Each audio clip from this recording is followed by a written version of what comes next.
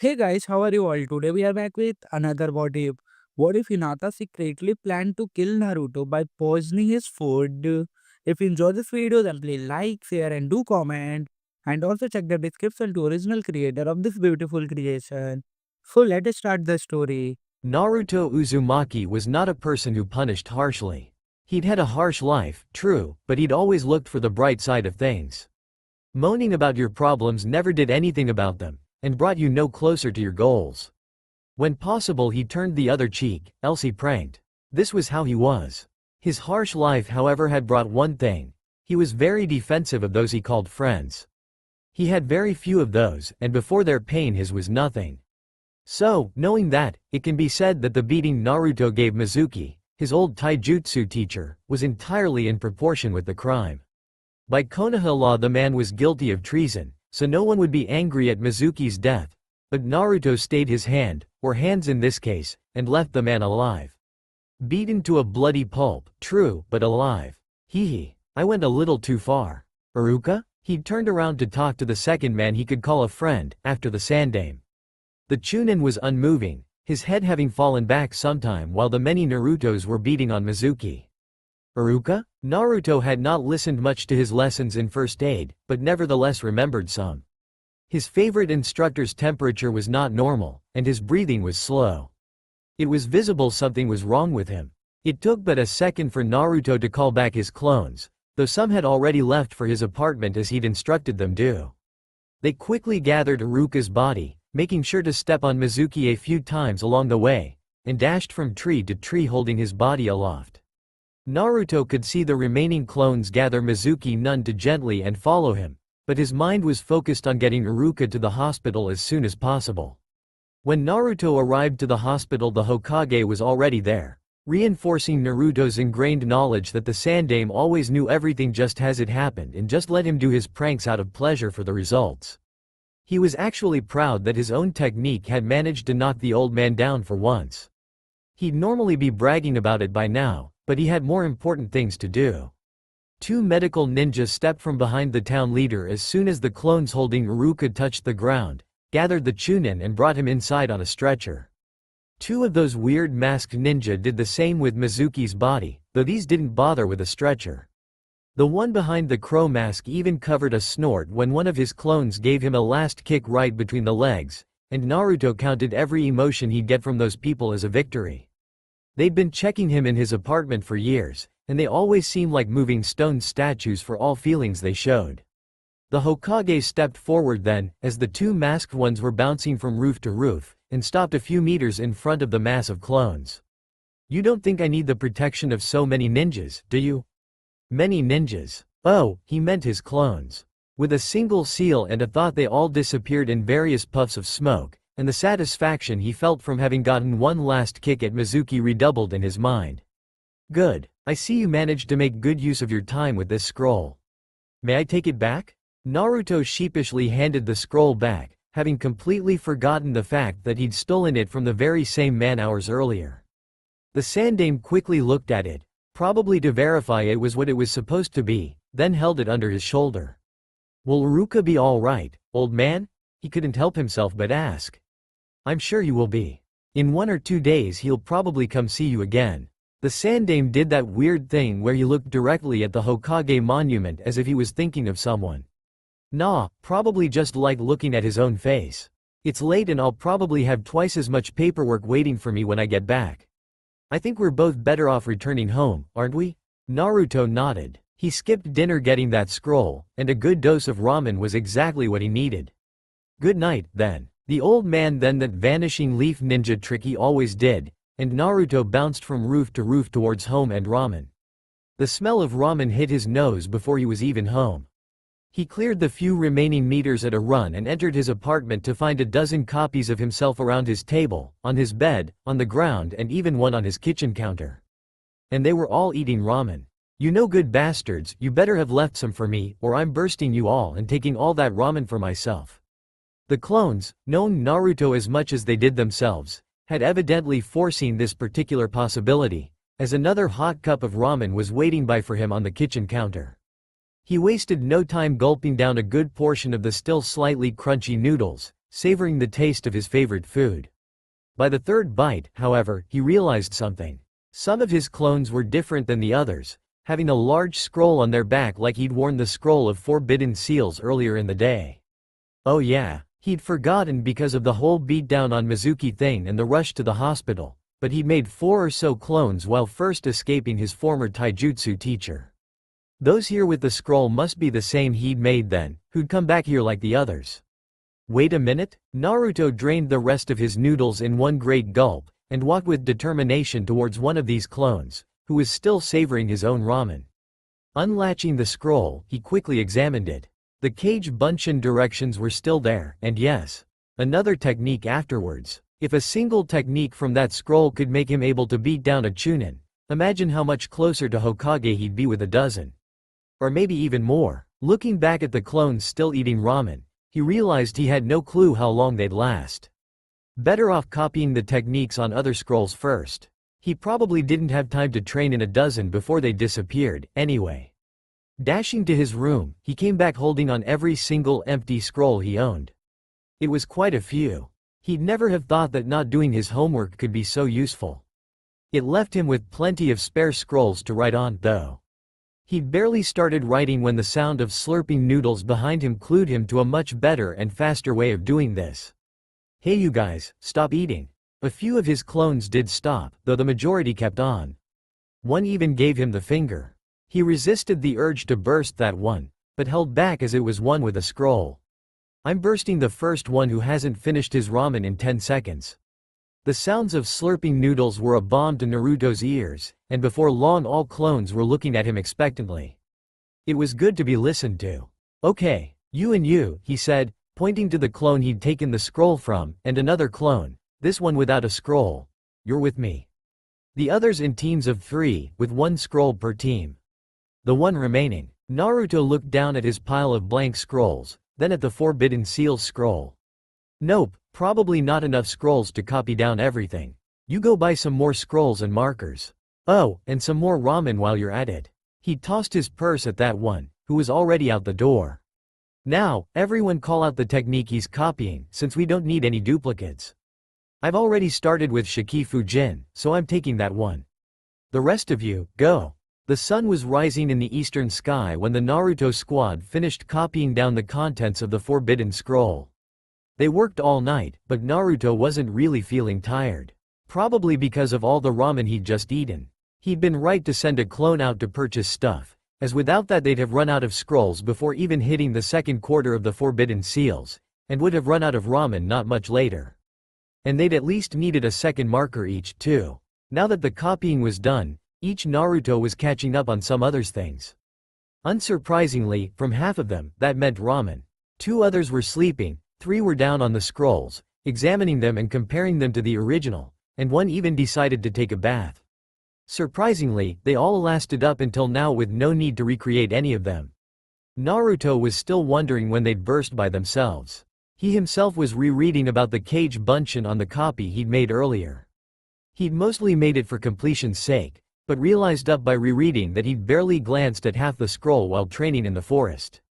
Most of what he'd ignored was under the headings, dangers, and reasons of being forbidden. As such, he found himself struggling to understand the following passage. Else the danger of severe chakra depletion due to the technique's inherent division process. The other danger is a form of psychic damage due to the return of a clone's secondary consciousness to the primary one. A form of mental overload due to excess information. As such, it is not recommended to use this technique for upwards of a dozen clones, due to the possibility of multiple memories returning simultaneously, harming the user's psyche and possibly causing personality disorders. He did understand the last phrase, but made no sense of it. He'd burst 100 or so clones in front of the hospital yesterday, and felt no adverse effect. But he didn't remember anything about memories returning or anything of that essence. He brought the matter to the 3 clones now nearly done with their verification, and as a group decided on a simple way of testing this effect. One of the copies grabbed Naruto's dictionary, whose normal use was propping up the kitchen table, opened it at a random page, looked at the first word he'd found there, then dropped the book on his foot, bursting himself. Incendiary. Incendiary, all the clones chorused in a single voice. One of them even verified and yes, that word the first word on a page near the middle of the book, which was then put back to his original use. Naruto now even remembered coming up with the idea and looking in the book, even though it was the clone that had done such things. Damn, that was one powerful technique. The Naruto copy who decided to take a bath chose that particular time to come out, and noted, "Shouldn't you be going to the academy around this time?" With his hair dripping all over the dirty clothing that made most of Naruto's carpet. Half of the Narutos in the room shot up at that statement, though only the real Naruto didn't go back to what he was doing. He dashed around, gathering the ninja equipment he'd carelessly dropped all over the place, and shot through the window, his usual shortcut for when he was late somewhere.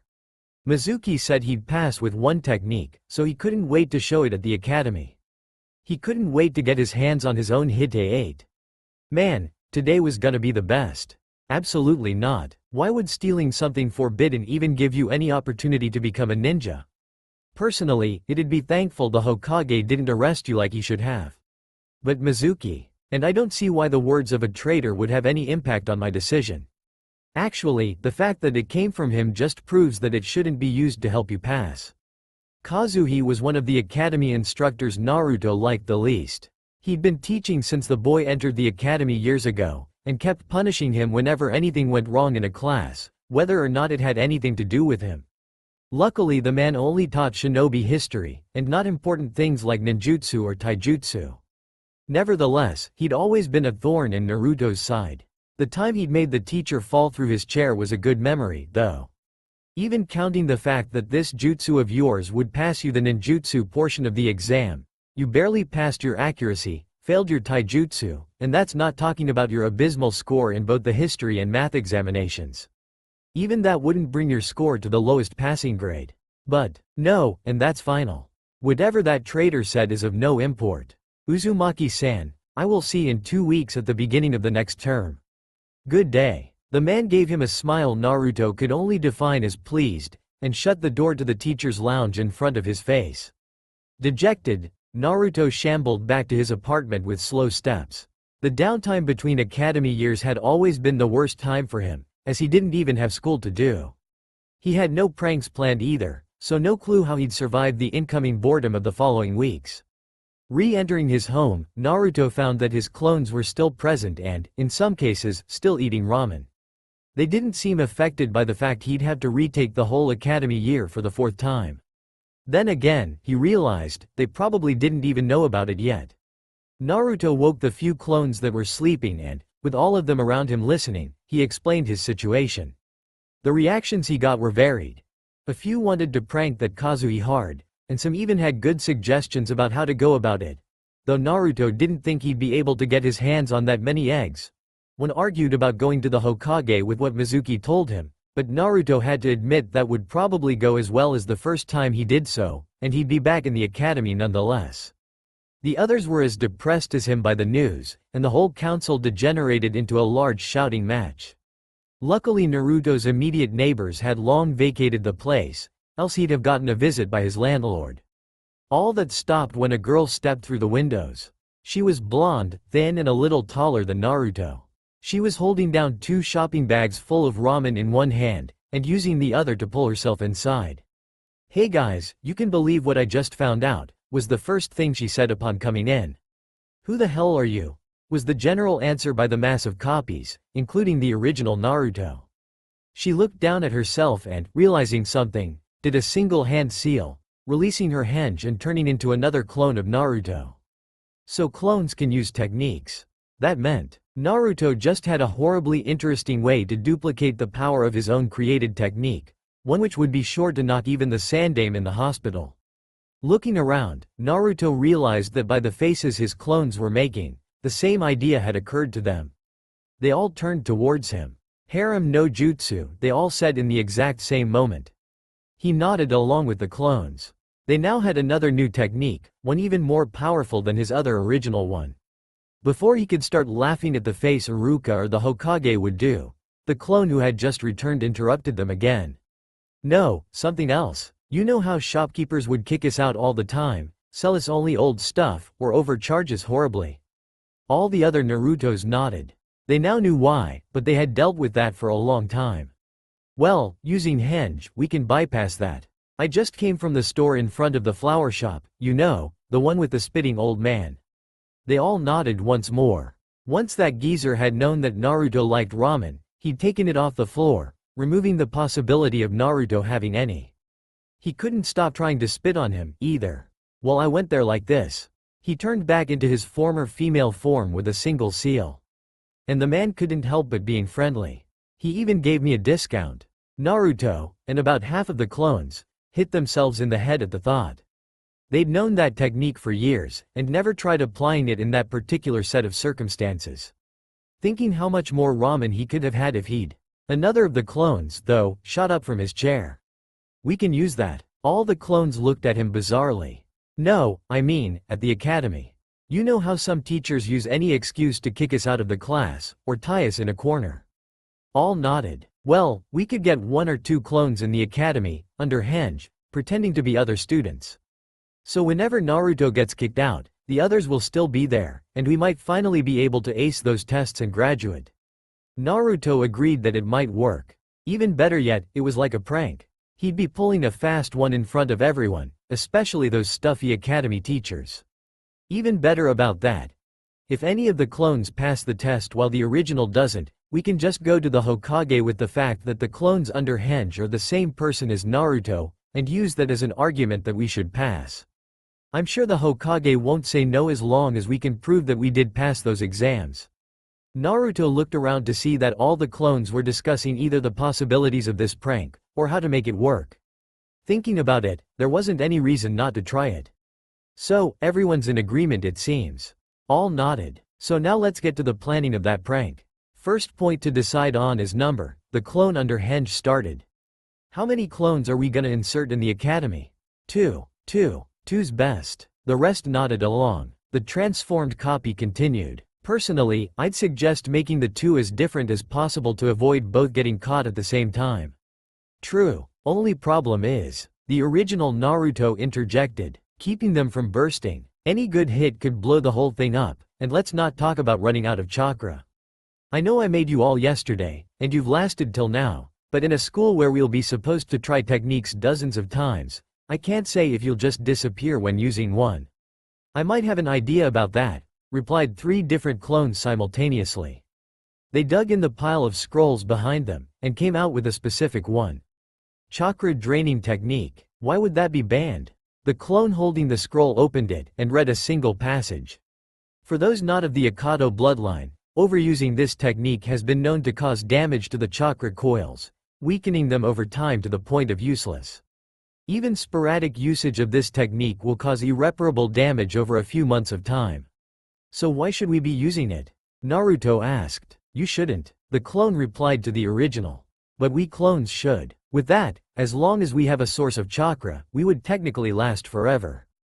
At worst we'd be able to drain some chakra from you to last longer. Naruto nodded. He'd known for quite a while that he'd never have any problem with chakra in terms of amount. Especially after the massive clone spree of yesterday, which didn't even leave him tired. The scroll he'd written about that particular technique said that even a single clone took enormous amount of chakra, so 100 times that meant he'd probably never have any problem concerning too little chakra. The scroll quickly got passed around, and Naruto realized that even training in that technique might be dangerous for him. He thought about grabbing another one for an instant, but noticed that there were already enough Naruto's training in his admittedly small apartment. Time to test how much a henge could change things, then. The answer to that question, Naruto found, was everything. Naruto was used to receiving very specific types of looks from the populace. There were looks of rage and hate, which were especially preeminent in his various neighbors. There were looks of fear, which Naruto saw less and less as time went on. Finally, there were looks of disgust, and those only increased with time. And now, there were looks of pride. He was currently under a henge, looking like a brown-haired and male version of a girl Naruto had gone to class with in his first year at the academy. She hadn't been anything special, hadn't passed her exams or returned the following year, but Naruto always remembered her as one of the rare girls who laughed at the various pranks he did in class. He remembered her well enough to use her as a template for his transformation. And that transformation, as said before, changed everything. People were waving as Naruto passed by, some looking down at him with looks of recognition towards a future Konoha shinobi. Coming inside a weapon store that was well known never to accept his presence, Naruto saw with surprise the shopkeeper smiling and beckoning him in, extolling the various specials he had.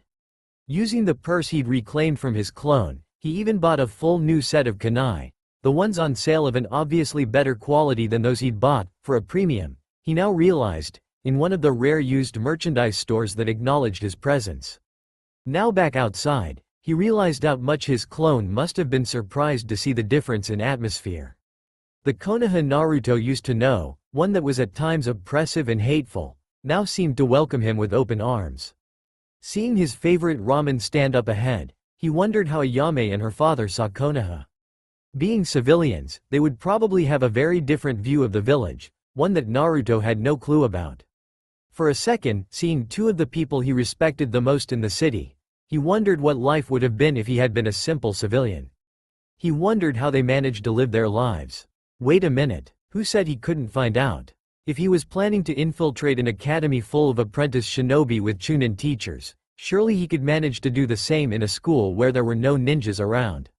It was just an extra 2 clones, nothing that could tire him over much, and there were plenty of things he could learn that civilians did. There were blacksmiths and tailors and cooks. The many possibilities were colliding in his head when it was assaulted by a dozen memories. He suddenly remembered going shopping during the night, and finding out the effect of a simple henge won the populace, and training to draw chakra into oneself, and Naruto shook his head, returning to the present.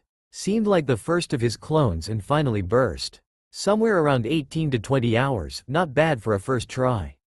Especially since that was the clone that used techniques during the past day. Turning back towards his apartment, he was quickly assaulted by more thoughts from his bursting clones. By the time he had entered his kitchen, he could now remember being on all sides of the discussion earlier and writing down hundreds of techniques during the night. He barely remembered the individual techniques, as those memories merged into one another seamlessly, but bits and pieces were coming back to him one by one. His apartment was now empty of clones, so he created another dozen to continue training. He himself, however, turned towards his bed. He hadn't slept at all during the past night and, while he wasn't especially tired, he was expecting another late-night training in the following evening. It was a clone bursting that brought him back to wakefulness. The memories it previously had interfered and merged with the dream he was having, and that alone brought his consciousness back up. As he stretched, another one of his clones vanished, and Naruto could guess the rest wouldn't last much longer. A look at his alarm clock proved what his clone's memories told him. He had barely slept 5 hours. Nevertheless, he felt quite rested and ready to tackle this night's training. By the time he'd finished his triple order of ramen, he was the only Naruto left in existence in his apartment. The latest memories confirmed that his clones hadn't managed to get the technique right just yet. Some had thought they had the right way, and others believed they'd managed to succeed for a second, but none could say that they'd really managed to do it right. Jumping out of his window, Naruto angled his descent to bounce from rooftop to rooftop, trusting his feet to lead him instinctively where he planned on training. His thoughts, however, were on other things. What he really wondered was how many clones he could manage in a single try. He'd known that he could create more than 100, his battle against Mizuki being proof of that, but that was after a hard day's training without stopping to eat or rest. The only other times he'd used the technique, he'd limited himself to a few clones as the situation restricted him. Now, though, he was well rested and as fully fed as he could get. Since he would be in the same training spot he'd used to master the cage bunshin, he could fill the area to his heart's content and not bother anyone. Barely a dozen minutes later, he was back where he'd first opened the scroll yesterday. The actual spot was easy to find, especially with the burnt circle of grass he'd left behind.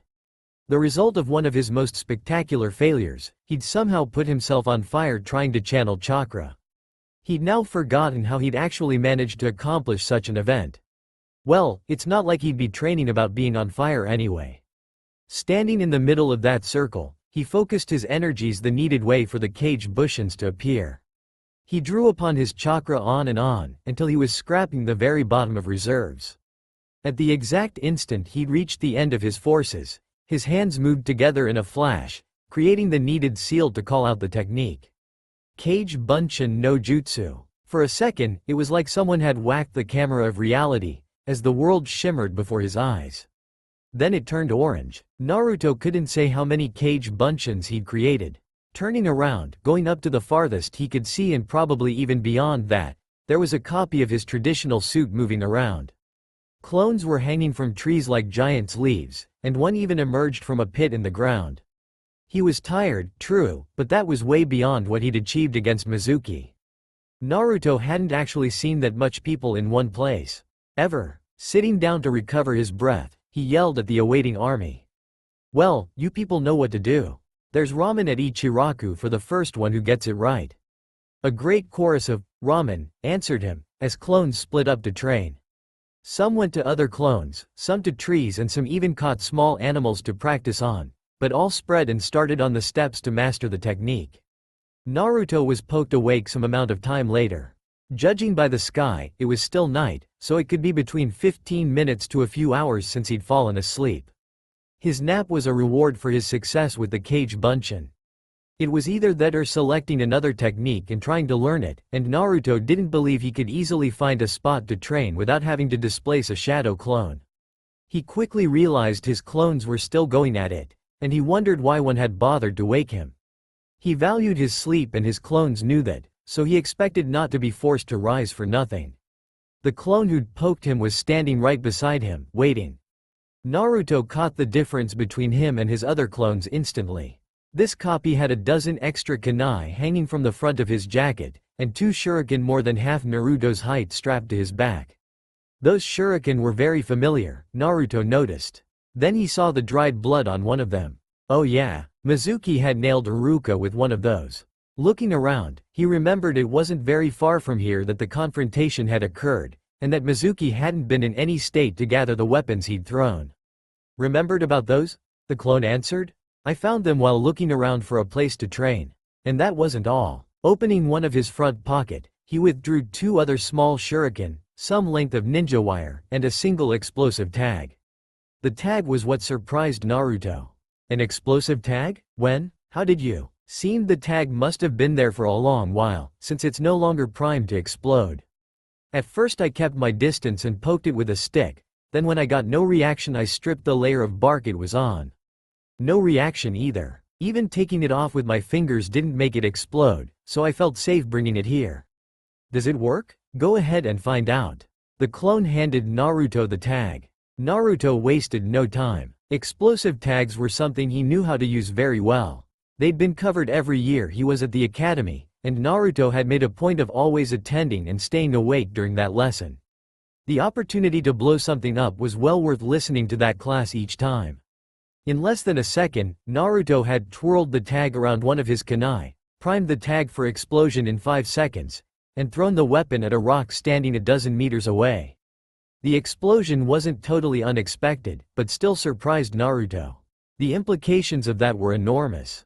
Because of the reactions of the general populace towards him, Naruto was well used to working with substandard equipment or no equipment at all. The fact that simply looking around could get him some, even things like giant shuriken that already weren't easily accessible to anybody, made a big difference. Especially considering explosive tags, those being costly and difficult to have in large quantities by academy students. "Good work," Naruto said to his armed doppelganger, slapping him lightly on the shoulder for good measure. "You just won yourself some Ichiraku ramen tomorrow." The clone bounced away, promising to continue searching, when a burst of memories took all Naruto's. It wasn't, as he'd hoped, the knowledge of how to perform the technique, but was something nearly as good. A clone had just been drained to dispersion by another one. It took barely a few moments before said clone bounced in the clearing where Naruto had been sleeping. The smile on his face was infectious, and the various exclamations of success were quickly spreading through the forest. The successful clone stopped directly in front of Naruto, with a dozen extra following. "Did it, boss. Show me." The clone did 3 seals in quick succession, and laid his hand on Naruto's shoulder. Instantly, Naruto felt how the technique worked. He remembered it from the memories of his now vanished clone, but these feelings were different. It was like a vacuum sucking sand from all over the inside of his body. It was a bizarre sensation. Naruto pushed the clone's hand away from his shoulder, smiling all the while. Regardless of how it felt to be on the receiving end, it was evident he now had a new technique under his belt. Even if that was one only his clones could use. Good work, you two. You're the one who gets ramen tomorrow. The clone jumped of joy. You know what to do, right? Right. With a familiar hand seal, the clone created another clone right beside him. Go on, the first clone said to the second. Taking a big swing, the second clone landed a fast punch square between his two eyes, dispersing himself. Instantly, Naruto and all of him copies knew what the clone had, meaning the workings of the jutsu they'd been slaving on. They also remembered the exact feeling of drawing chakra from something. It was very different from being on the receiving end, more like hundreds of small electric shocks, only feeling good. All the clones bounced back to wherever that had been training, while Naruto cornered the armed clone again. After a few words and a little draining of chakra, a clone of the armed copy was standing before the original. Okay, Naruto had something to try. He needed to pass an order to all his clones, and this was the only way he'd reach them all before the end of the night. I'm gonna use you to pass along an order, okay? The clone nodded. Okay. Naruto took a deep breath. All clones are to go around any empty places found and try to gather anything that's been left behind. Don't take any junk, but bring back anything that might be useful. Done. Hearing that, the clone smashed his head on a nearby rock, dispersing himself instantly. There was a great cry of, Roger, and the various copies hanging around started moving and looking around. Naruto himself left them to their job, and started the trek towards his apartment. In between the drainings, his interrupted nap and the cage bunchins, he needed ramen and sleep, both in large quantities. He'd see what his clones could find tomorrow. As Naruto stretched upon waking up, he realized he had received during the night dozens of memories from bursting clones.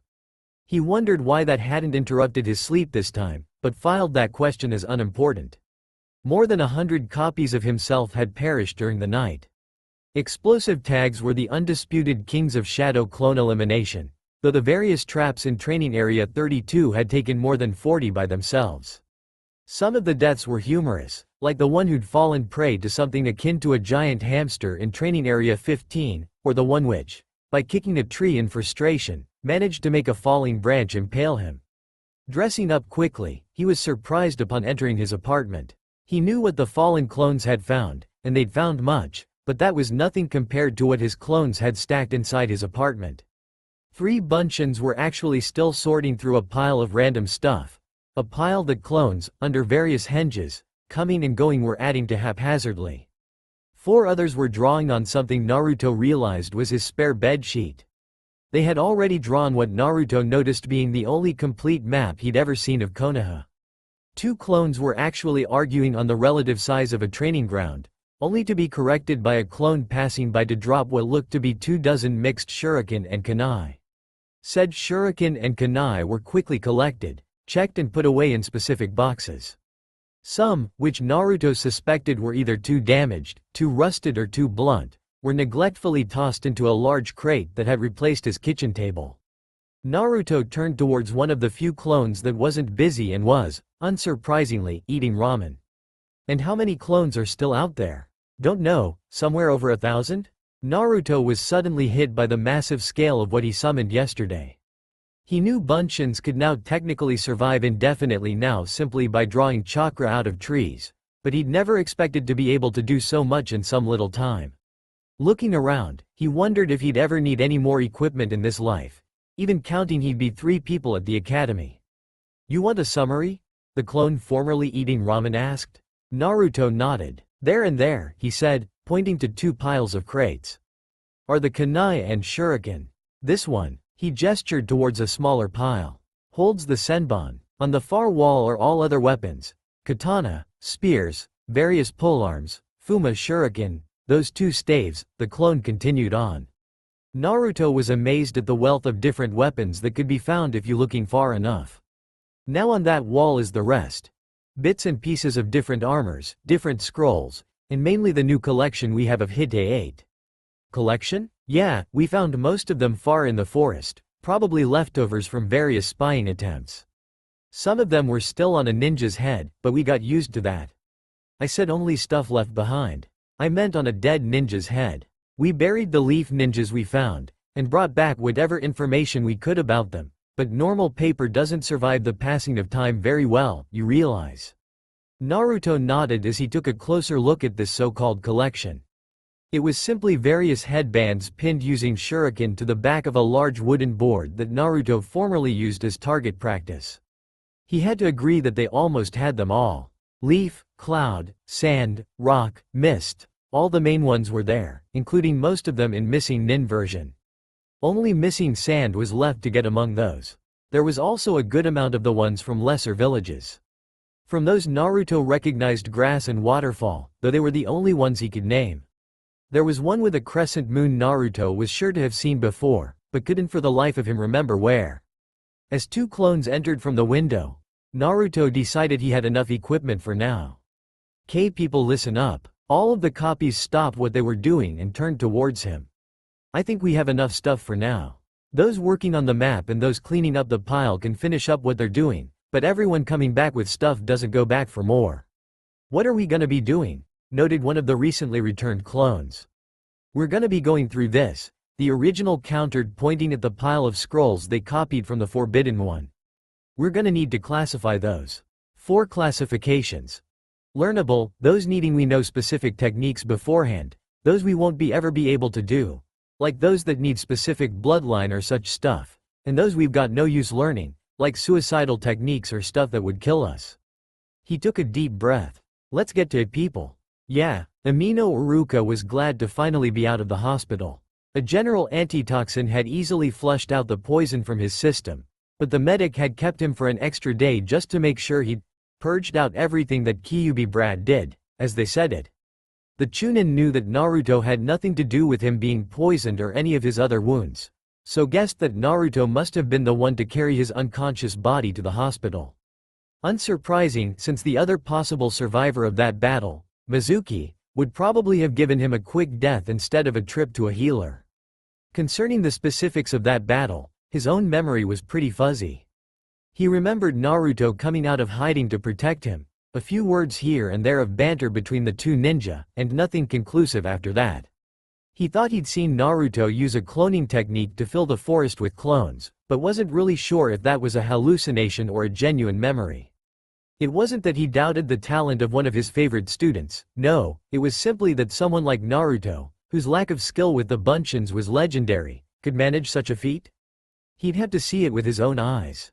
And that was what he was doing, visiting Naruto. He'd already gone to Ichiraku and ordered a dozen or so bowls to go. He'd owed Naruto that much for the save, and he'd wanted to talk to the boy.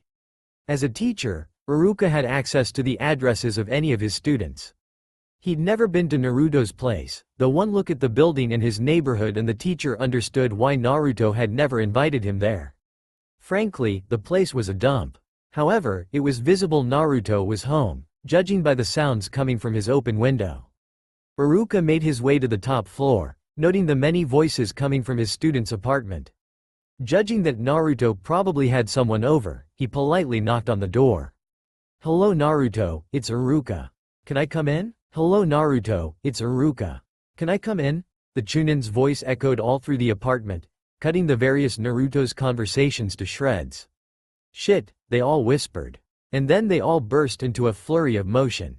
The original Naruto quickly rose up to order them around, but realized it was useless. The 40 or so clones that had been sorting scrolls in his apartment had launched themselves into a blitz of hiding and displacing the various weapons and other equipment that wasn't supposed to be in the room. Clones tossed each other crates as his bedroom got filled with most of the spare ninja tools.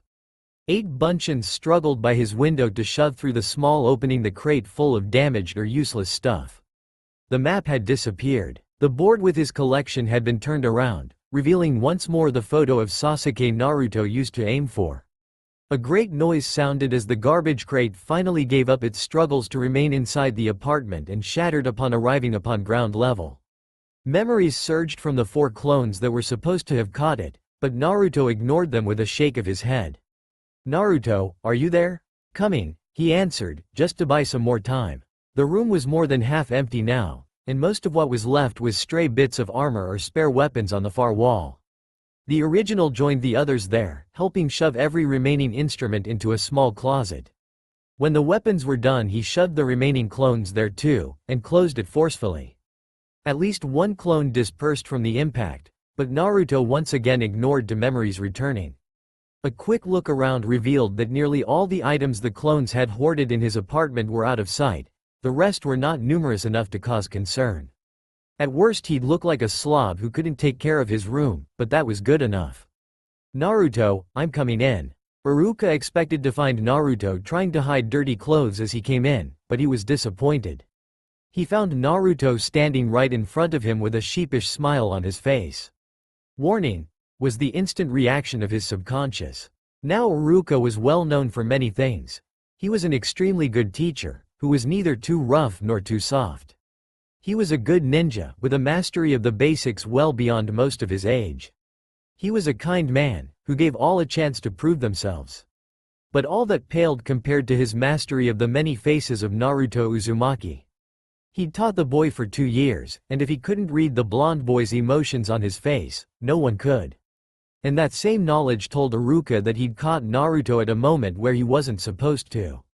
The way the boy's eyes tilted told him that much.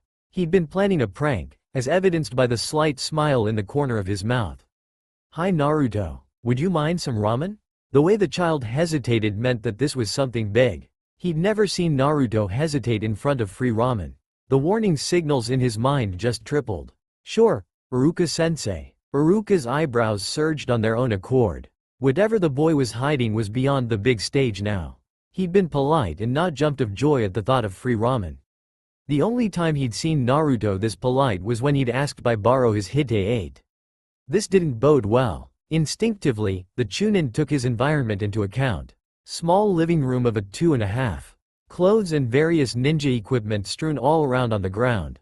Nothing unusual there, he'd been a teenager living alone once and this state was par to the course. No kitchen table. Bizarre. No, there it is, jammed in a corner of his apartment. Maybe he'd been training? No, doesn't smell like that. Might explain the noises he heard though. Something was nagging him though, and he looked around. Open window. Nothing special. But with all the doors closed? That's when it flashed to him. While there was lots of stuff all around on the ground, every single door was closed. Cupboards, closet, bathroom, even the door leading to what Iruka expected was his bedroom. An energetic boy like Naruto, living alone, wouldn't have any reason to close the door to his bedroom, unless it was to hide something. He turned towards the boy who was still smiling his sheepish smile. Naruto, what are you hiding from me? Nothing. Then there's no reason you'd mind me looking into your bedroom now, would it? Naruto locked his eyes with those of his teacher. They were firm and hard, just like any time the Chunin discussed punishment with him. He'd never gotten the better of Iruka in one of those situations, either. Thinking fast, he made and discarded hundreds of plans. Escape meant nothing if the Chunin found all that was hidden in his various rooms, and fighting was straight out of the question. He'd have to go all out to even manage to beat his friend, and that would be a stopgap measure at best since he knew that Iruka wouldn't leave the matter alone until he was satisfied. That meant the only option was to include Iruka in the plan and hope for the best. If it succeeded, it could only help, as the man was a teacher and could intervene if anything happened during classes. It would also meant a valuable person to confirm his words if his backup plan of revealing his multiple personas to graduate had to be implemented.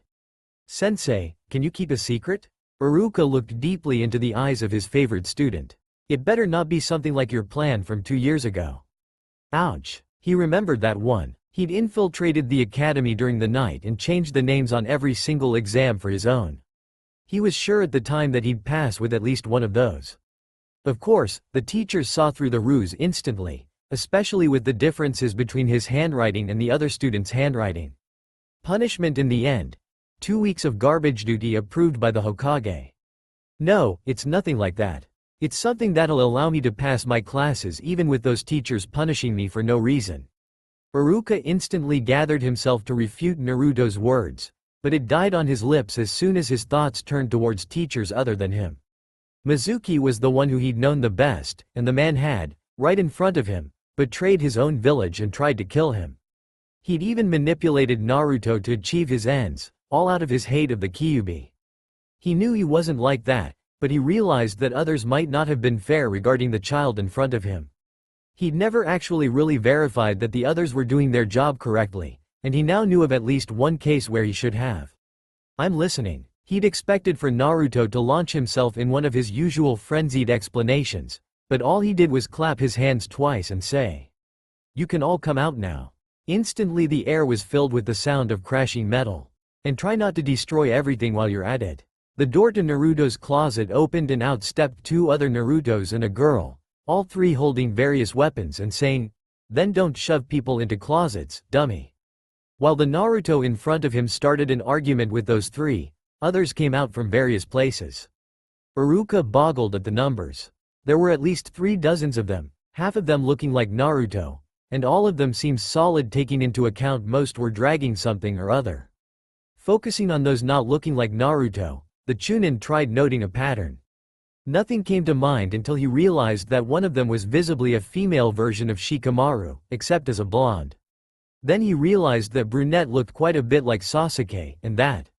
All in all, Iruka could identify half of those not looking like Naruto as Narutos under various henges, only because he could recognize the source. The transformations were excellent as Naruto's had always been, and there was no blurred edge or inconsistency in sight. Something Iruka could only expect of a fellow Chunin, if anything. "So, what's this prank you're planning?" The Chunin had to agree he was now intrigued. If a single Naruto could manage to paint over the Hokage monument, what could 30 of them do? He shuddered at the possibilities. "It's pretty simple actually. Since the other teachers keep kicking me out of school or giving me false information, I'll go as multiple people. If I, Naruto, get kicked out, the others will still be there in class." All the other clones nodded. Iruka had to agree that wasn't so bad as far as Naruto's pranks were concerned. It just gave him a chance to live life outside the constraints of being the Kyuubi's jailer. Also, if I fail again the exam but one of my clones passes, I can just go to the Hokage and explain the situation. I'm sure the old man won't stop me from passing if I can prove I'm worth the grade. Iruka saw the boy's point. If they were unfair towards him as Naruto, they could manage to stop him from succeeding. The other two, however, would have the same normal chance as anybody of graduating. He had to agree that he couldn't see much that was harmful to others about this plan of his. The worst thing about it was that he'd have 3 chances at each and every test, but he'd have to take them all in a row. Iruka didn't think the few seconds between each attempt would allow for much improvement. "So, can you keep this a secret? Please, please," chorused the army in front of him in perfect synchronization. Iruka wasn't immune to the puppy dog eyes of his student, and seeing them from a 30 or so faces made all his resistance crumble in an instant. Sure, I won't say anything. But you've got to promise no pranks from your clones at the academy. I have enough on my plate with one of you. I don't need 2 more following suit." Promised. Anyway, they wouldn't be hidden well if they were always doing the same things as me, would they? Iruka nodded. It seemed like his student had really thought about this. The Chunin just hoped he wouldn't have too much trouble holding back his laughter at the situations that were sure to follow. A single Naruto stepped forward and grabbed the ramen that Iruka had left on the kitchen counter. Iruka was pretty sure this one was the original, but actually wondered. "Now, ramen, ramen," the rest chorused. Where are the 2 that had earned some ramen yesterday? For some reason only 2 clones came forward, one transformed while the other not, while the rest swore or looked at Naruto dejectedly. Iruka was amazed. Somehow they were all independent of each other. "Naruto, you've got to explain to me what happened in the past 2 days. "A second, you people," he said, turning towards the clones. "Get this place back the way it was, then back to your work. Those scrolls won't get in order by themselves." "Yosh," they answered en masse. "Now, where do you want me to start?" As Naruto polished his 3rd bowl of ramen, Iruka was incredulous. So much in only 2 days. 2 forbidden techniques, more weapons than the Chunin had seen on a fully equipped Anbu squad, and still upwards of 1,000 clones of Naruto running around. He knew the boy was capable of great things, but so soon. And his plan. Iruka actually admired the plan for its simplicity. He'd never checked a student for henge, not unless 2 copies of said student arrived in class. If Naruto could manage to get 2 clones enrolled in the academy, everybody would assume they were normal students, not some kind of infiltration mission. Naruto would have to work on his henges though. "Naruto." The teacher interrupted his student in his eating. Which clones are you going to send to the academy? Iruka had had difficulty believing that each clone was different, but proof was all around. If it wasn't the few arguments that sprang along some kind of map, it was the different opinions they had about the techniques they were sorting.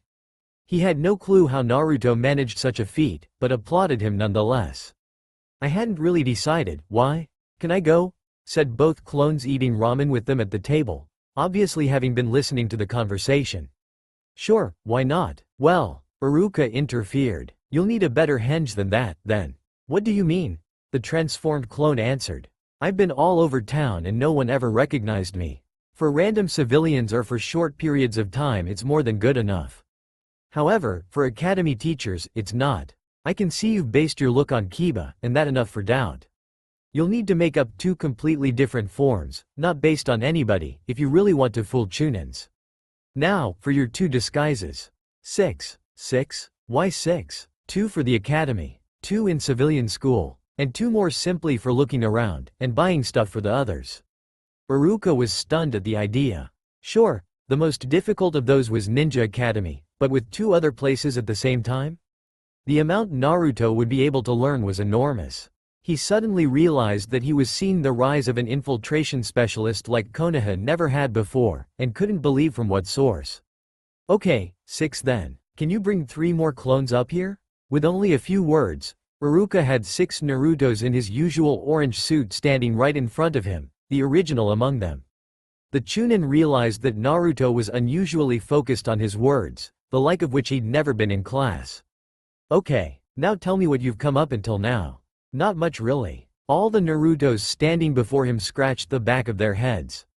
Only idea I had was that half of us should be girls. That's a good start actually. And scary if he managed to pull it off. Very few people were able to impersonate people of the other effectively, but that made people finding out much less likely if managed correctly. The last 3 Narutos did a few seals, and then turned into female versions of themselves. Iruka feared they'd use the boys' so-called Oiroke no Jutsu, but they were fully clothed. Anybody knowing the transformation technique would divine that the original was Naruto, though most civilians would think them sisters or female twins. The female Narutos were a little too top-heavy for kids of their age, but that was something to be worked on later. There was something else that was nagging him, but he just couldn't put a finger on it. First point, hair and eyes. Those are your 2 most recognizable traits. Therefore, they're the ones you must change the most radically. A chorus of, Henge no Jutsu, was his answer. No pink hair. I know Sakura in your class has some, but it stands out horribly. Change it. Good thinking on the different eye shape, but not that shade of green. Take a more natural one. Change the body size a little. You're the smallest student in the class, so your clones should be a little taller. Shrink those a little. Back up. What hand seals did you do again? The original Naruto looked at Iruka strangely. Ram, why? Ram? Why ram? It didn't even figure in the usually needed seals. Yeah, I know it's supposed to be reversed snake, horse, ram, but I always found it more easy with just ram. Is there a problem with that? Where did you get that information? On the sheet the teacher gave every student. I'd missed the class, but the teacher was kind enough to give me one anyway. Do you still have it? I think I do. With that, Naruto dashed into his bedroom, jumping over a set of clones along the way. He came back minutes later with an old sheet of wrinkled paper. Here, he handed the sheet to Iruka. To Iruka's eyes, it obviously was a printout like the one he usually gave after showing a technique.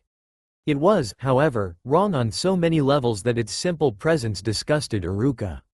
Half the text about the technique was missing, with a good quarter modified to uselessness. The seals shown were totally wrong, and didn't even fit with any technique Iruka had knowledge of. Reverse snake was so rare, he barely knew a single technique that used it. Iruka had never questioned Naruto's transformation technique, as it was evident, even through his multiple pranks, that he was more proficient than most genins with it. Now it looked like he should have, even if it was only to make sure Naruto had received the right printout. You sure that was a teacher who gave you that? Sure, it was old man Kawasaki, you know, the one you replaced. You teach ninjutsu way better than him, actually. The Chunin teacher was appalled to find that Naruto was actually more right than he knew with his words that the teachers punished him for no reasons. He now had physical proof that at least one had tried to force Naruto never to be a ninja. How horrible. Konoha seemed now a much shadier place, he realized. Wait a minute. Looking at the Naruto Iruka had been talking to for the past few minutes, he asked. You're the real one, right? Right. Can you turn into a copy of me? I want to test something about your technique. Sure. A burst of smoke later, an exact copy of him was looking right in his eyes. Stretch your hands to the side, maximum extension. He did. Iruka grabbed both his wrists and squeezed, hard. Ouch. You don't have to press so hard. Sorry, just testing something. Something impossible, that was what. Don't move now. Iruka poked Naruto in the forehead, then pushed hard suddenly. He pushed his copy's head back a little, but Naruto visibly was trying to move as little as possible. My gods, it's physical. Of course it is, replied his student, turning back into himself. It's not a transformation for nothing, you know. Iruka almost started correcting him, but realized it would only sadden the kid to know. He held back his lecture and instead answered, I meant I'm surprised your technique is that good considering you're just using a third of the seals. That's actually pretty advanced for your age. He'd go to the Hokage afterwards and explain the situation to him, which would be much more productive. Naruto, and his clones. Iruka suddenly realized, beamed at the compliment. But let's go back to your different henges. Turn back to the point where you left. He did. It seems all good enough, though this one. He pointed at the last male clone in the line. And this one, he pointed to the female clone right beside it, are a little too similar. That's the plan, actually. Both clones answered. We thought pretending to be brother and sister might explain us appearing about the same time. Good, but that means both of you will be the ones going to civilian school. Two of the same family at the same time is pretty rare for ninjas. The 6 clones nodded. Have you given thought to how you'll get your clones to be, officially, in Konoha? I thought they might be orphans like Tasuki from last year. Not a bad idea, but it won't work for all of them. Konoha gets orphans from outside wanting to be ninja once every year or two, so both of them at the same time would be drawing some attention. So what do you suggest? Iruka thought for a second. The most important will be the 2 clones going as shinobi. I'd say to enter the boy as an orphan, but for the girl I'd have her father bring her to Konoha, saying she want to become a shinobi. We get some of those regularly, mostly women or second sons from outside merchants. Remember Tenten, 2 years ago? Naruto nodded. It happened like that for her. Wait, interrupted a clone. Where would we get her father? Another clone, simply. What about the 2 civilians? For them, 2 choices. Either we pass them as orphans and get them into an orphanage, or we. Not gonna happen. All the Narutos standing before the Chunin shouted. Naruto could remember his time in the orphanage very well, and wasn't going to return there even for something like that. He'd barely stayed there until he was 6, especially since no foster parents wanted him, and he was glad when the Sandaime finally intervened and gave him his apartment. He'd tried escaping at least 100 times, and he was pretty sure the only reason the Hokage gave him his own place was so that those masked guys wouldn't have to hunt him over and over again. Okay, Iruka decided not to argue about that fact. So they need to come to Konoha with their family. Buy a house, start a shop or get a job, and enroll their kids into school. Nothing special about that. One thing though we need to make sure is that none of them arrive at the same time. 4 people, no matter different they are, would be grouped together if they arrive at the same time or close to. Okay, noted, but how are we supposed to buy a house? And how about the 2 clones looking around? For those looking around, we don't actually need the paperwork that comes with people going to school.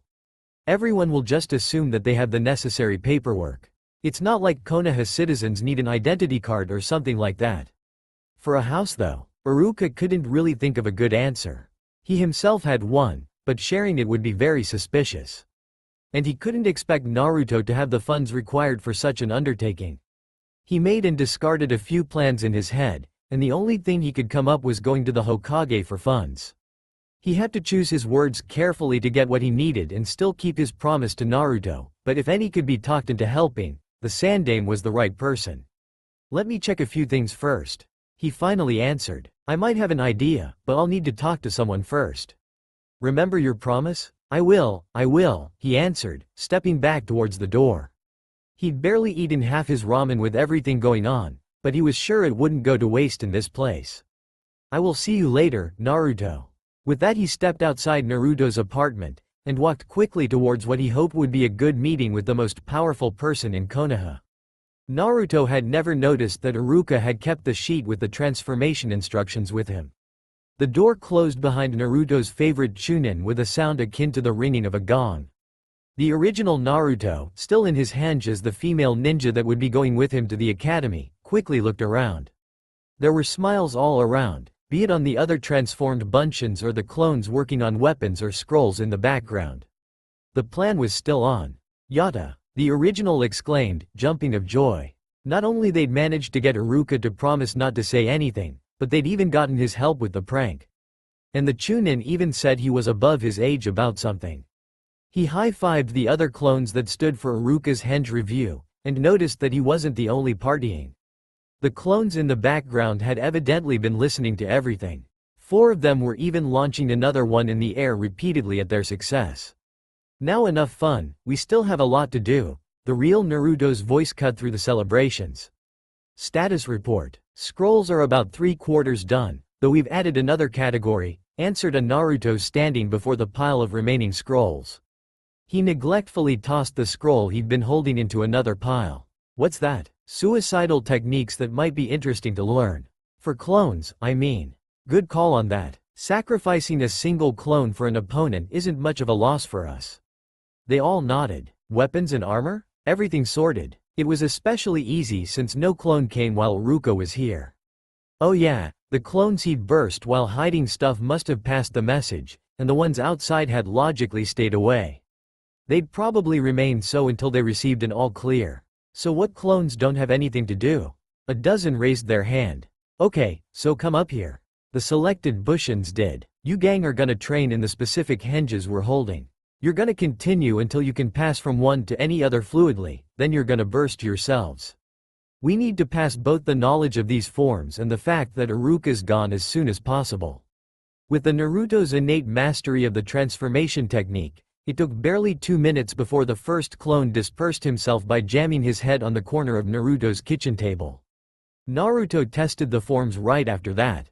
Good, everything was perfect. Memories surged again barely an instant later, so Naruto expected another of his clones outside had a message to send. He remembered a whole lot of going around the forest, grabbing stuff, and had memories of doing the same in Konoha. He remembered finding an abandoned mansion, with seals protecting the windows. He'd remembered using the chakra draining technique to bypass them, and going inside to find dozens of abandoned rooms. Good, he'd found a new use to that technique. He'd even found a giant underground training room. But the main memory was the following words, the last thing he'd heard before bursting. All Narutos should come and see this as soon as possible. We possibly have an even better training ground found now. Coming back to the present, the real Naruto found all his clones looking at him with eager eyes. They were very obviously waiting for his approval. He pointed towards one of the clones that had taken liberties with the ramen Iruka left. You stay here in case Iruka comes back. The rest of you, let's go. Yosh. Naruto's apartment then proceeded to empty itself through its single window. Coming up in front of Hokage Tower, Iruka made to the guards the hand sign meaning he required a meeting with the Hokage. His presence wasn't anything special. As the top teacher at the academy, he met with the Sandaime sometimes more than twice a day. Most of those meetings were actually about Naruto, though the Chunin had actually lodged complaints about other students some of those times. The various guards let him pass as they always did, though the Anbu guarding his door stopped him. It seemed that the Hokage was busy and that Iruka would have to wait. And wait he did, his mind going over the words and phrases he would use. He was pretty sure the Hokage would agree with his proposition, but the trick was how not to reveal too much and break the promise he made. He would if he had to. The opportunity to get Naruto a normal education was worth more, but Iruka was a man of his word and he'd do everything in his power not to come to that. Anyway, he was pretty sure that the Sandaime would keep Naruto's secret if it came that he had to reveal it. The man had always tried everything to get Naruto accepted in Konoha, so he'd continue on with this secret. A tap on his shoulder interrupted his musing. One of the ninja guarding the door was there, trying to get his attention. He'd been thinking so hard he'd even forgotten to pay attention to his environment. The Hokage will see you now. The man said. Good day, Hokage-sama. Ah, Uruka, glad to see you out and in good health. I see the medics didn't hold you long. Though the Sandaime was not supposed to have any favorites, he could readily admit to himself that Amino Uruka was one of the Chunin he preferred. The man was one of the best teachers the academy ever had, and genuinely cared about the success of his students.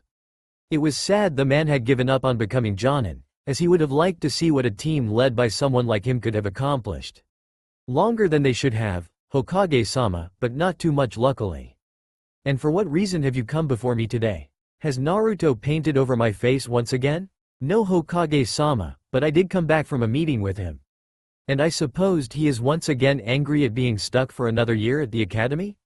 I wish I could help him, especially since those of his age just passed while he didn't, but the council would have my head if I showed the Kyuubi child any measure of favoritism. To them, it's already too much that he stays alive. It isn't that Hokage-sama.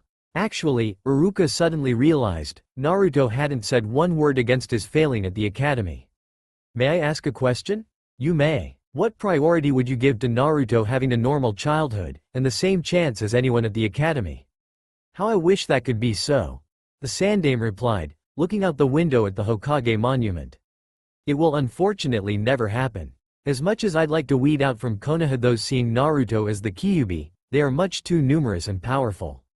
I thought Mizuki could be trusted with the students, and look what happened. He took a puff from his pipe. It is simply not to be. What if I told you I had a way of doing such a thing? Would you back such an attempt? The Hokage put his pipe down and stared at the Chunin in his office. Explain. I cannot. Why? He owed the fourth that chance, and he'd already flubbed it so much the man feared what his afterlife would be. It is Naruto's plan, his prank, as he calls it. He made me swear not to reveal to anyone its content. Is it like his frequent plans to pass the academy? It is not anything illegal, I hope? From what I know of his plan, it's totally unlike any he's had before. Part of his plan actually includes returning to the academy for another year, which should ease your concern about this being another of those quick passing plans of his. It did. What about the legality of such a thing? It is borderline, I will admit, but not something really defined. It is more like abusing the system for his own good. Uruka, I will trust your judgment on this. If you were in my place and learned of such a thing, would you agree with it? With what I learned about Mizuki and the proof I had today, I would, Hokage-sama. He bowed at the trust the Sandaime showed him on this. What proof? Uruka removed the transformations instructions that Naruto had forgotten to reclaim. This. He handed the sheet to his superior. The Hokage's office was silent for a few moments while the elder man read the instructions contained on the paper. But, this makes no sense at all? Where did you get such a falsified document? Naruto handed it to me at my request. He'd received it 2 years hence, during his first year in the academy, from his ninjutsu instructor. He'd been sent out of class, but the man graciously, Uruka added with evident sarcasm, gave him a copy. Gears turned inside the Sandaime's head, and he didn't like the results they were giving. You meant these are all the instructions Naruto Uzumaki received for performing the Henge no Jutsu? But, it's his best technique. He even knocked me out with its use. He did? Yes. He called it his Oroik no Jutsu, but the basic principle remains. I was unconscious for hours after that. The Hokage smiled at the memory of such an inventive use of the basics. The Chunin smiled too. He nailed me with that one too, Hokage-sama. I must admit it does take one by surprise. Then how was he able to achieve such a feat? I do not know, Hokage-sama. What I know is that the technique Naruto uses is not the same one as the academy teaches. His produces actual physical changes. Actual physical. You realize what you are saying is preposterous? I know, Hokage-sama. I tested it myself and even then had actual difficulty believing it. Naruto even confirmed it. He knows? He always did, but with the instructions he received. The Hokage looked down at the instruction sheet once again. I can see why with these instructions he thought that way. How is it that this never came to light before? I must admit that I had never put careful attention to the way he performed the technique. It was so evident he had no problems with it that I focused on other students having difficulties. I see how that might have happened. The ninja leader took back his pipe and gratefully breathed in another puff of tobacco. You are sure this prank of Naruto will allow him to get an unbiased education? Yes, Hokage-sama. And why are you coming to me then? To succeed, Naruto and I are in need of certain means that are outside those of a chunin or an academy student. I wondered if I could get your approval for access to such means. You will not say more? Iruka bowed deeply. Please do not force me to break my promise, Hokage-sama. I probably have already said too much. The Hokage took another puff of his pipe. He liked Iruka and trusted him, but a prank from Naruto. Promises. It all came down to promises. Iruka had promised Naruto to keep his secret. The third had promised the fourth to take care of his child, the one who'd saved Konoha. He really had no choice. If he'd wanted to look at his successor in the face, he needed to go along. He tried so much to get that result, failed so many times. He just had to do it. Taking a blank scroll from his second drawer, he started writing. He had no choice but to be very general, as he knew very little. There, he thought, as he imprinted the Hokage's seal in wax at the bottom with his ring. If this wasn't enough, he didn't think anything would be. At least he would be able to say to his successor that he'd tried his best. Here, the Hokage tossed Iruka the scroll. You should be able to get what you need with this. However, I will be holding you responsible for this plan of Naruto, you understand? Yes, Hokage-sama. Then good luck and Godspeed, Chunin. Bouncing over the rooftops of Konoha, Naruto was assaulted by dozens of memories. Many of the clones outside had also responded to the all-call, and had fallen to the considerable defenses that the place had. Luckily, by the time Naruto arrived with the clones that had been working in his apartment, the path to take had been very much cleared of traps. Some of his clones were actually still in the process of removing them, tearing up parts of the floor with seals inscribed on them, or cutting tripwires, so getting to the place they'd been called was easy. Whoever this place had belonged to, they'd been home security fanatics, that was for sure. Naruto found the clone who called them in the basement of the place, and what a basement that was. It was easily 200 meters deep and more than that wide. Naruto instantly agreed that it would make a much more effective training ground, mainly because of the fact it was hidden and because it might actually be able to fit all his clones inside it. The boy made his way before the clone that had summoned them, the crowd of clones already present moving to make way. So, you like? Said the bunchin who'd found the place. You sure it's not used? Judging by the cobwebs I found when I made my way here, I'd say only spiders could state this as a living place by now. You know who did it belong to? Some folks called the Uraharas. Don't know anything about them. I do, replied one of the clones that had followed Naruto from his apartment. One of them created Kido Kajayaki, one of the techniques on the Forbidden Scroll. Not only that one, added another. I'd say 1 out of every 4 techniques I looked at was made by someone of the Urahara clan. Most of the clones from the apartment nodded in agreement. So this is the place of people who created forbidden techniques. I can see why they needed a place as big as this to train, Naruto exclaimed. You don't know the half of it, replied a clone. More than half the techniques I sorted coming from them ended up in one of the 2 suicidal piles. Like what? Like a technique that instantly turns all your chakra into electricity, while it's still in your body. It electrocutes anybody you were holding on, but even if you survive the shock, your coils will probably be permanently damaged. Stuff like that. Naruto shuddered. Sure seems like every forbidden technique damages your coils. The mass of bunchins nodded. Not really, said a clone coming from the apartment. I've been sorting techniques for a while, and there are a few common reasons. Chakra intensive or damage to the chakra coils is one, but there's also jutsu that are simply too dangerous for normal people to try and teach. There are those banned mostly for political reasons, those that will simply kill you if you get them right. Really? Yup. There's one that physically turns your body into a bomb and blows you up. There's one that uses your soul as a sacrifice to summon the god of death. Another simply instantly kills you. Was probably made to use in case you were going to be captured. Well, that's all good, but this a discussion for another time. Cut the clone who'd summoned them here. I think everyone here is in agreement that this is the best place to use as a main base, correct?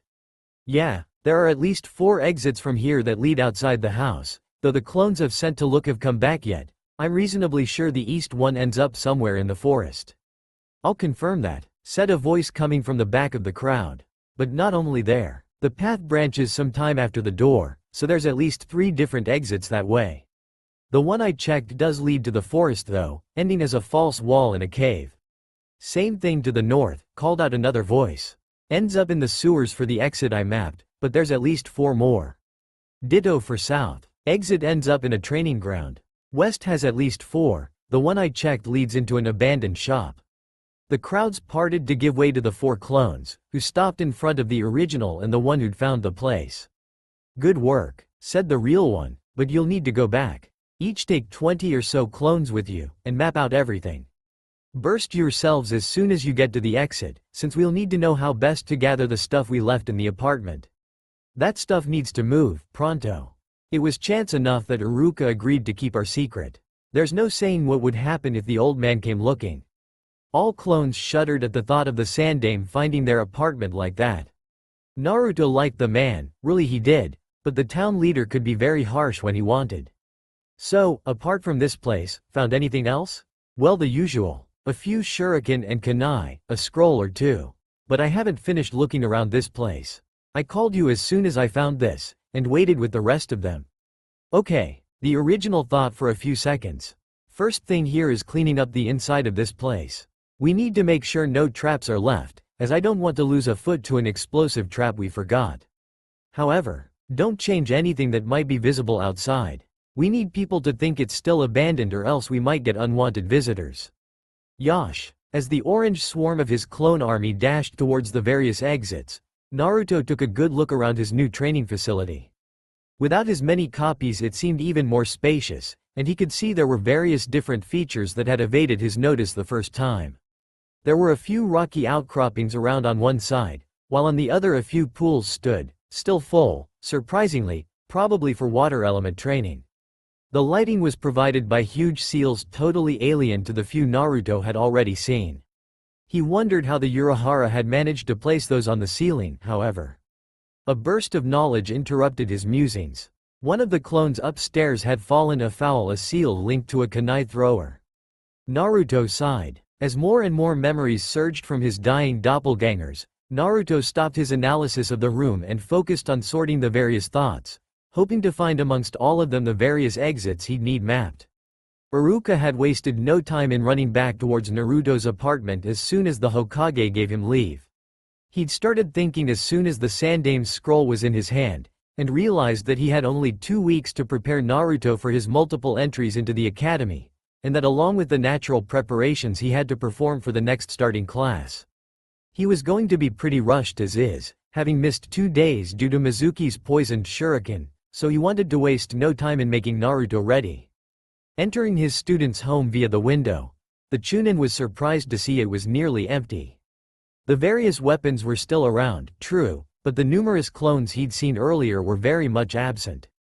In fact, there was only a single Naruto there. He was slowly but surely finishing the ramen Iruka had brought earlier and totally forgotten in the various events of the day.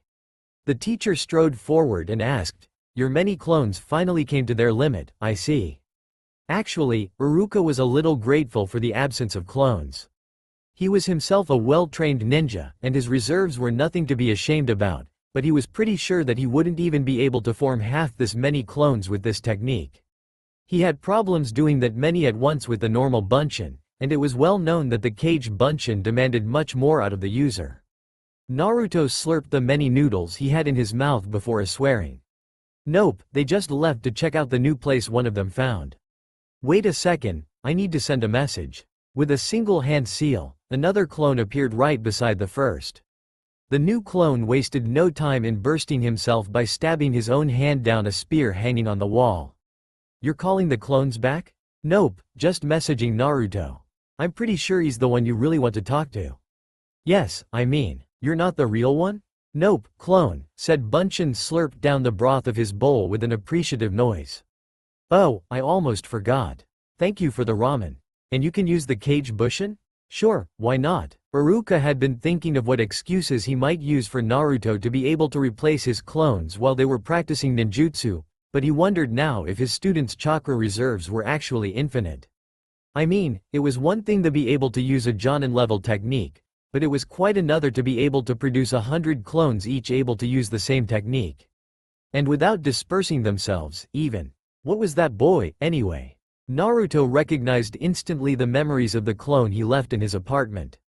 Iruka wouldn't have come back without answers, he knew, and the Chunin's stance made it quite possible that he'd gotten what he needed. With a quick seal he formed a single clone. Okay, he said to the clone.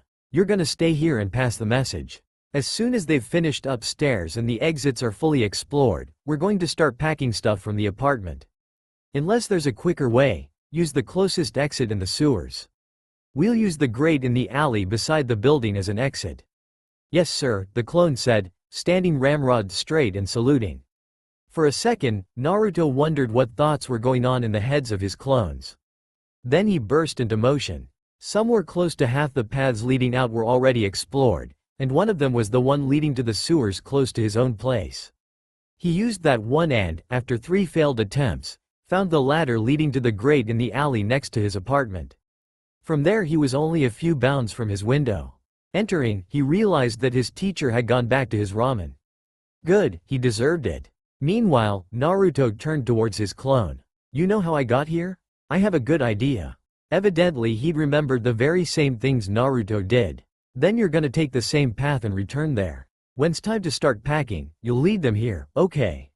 Yes boss. The copy left through the window that Naruto had just entered from. So, Iruka, how was your meeting? Good enough. The Hokage gave me this scroll to prove my access to enough money for your prank. He handed the scroll to Naruto.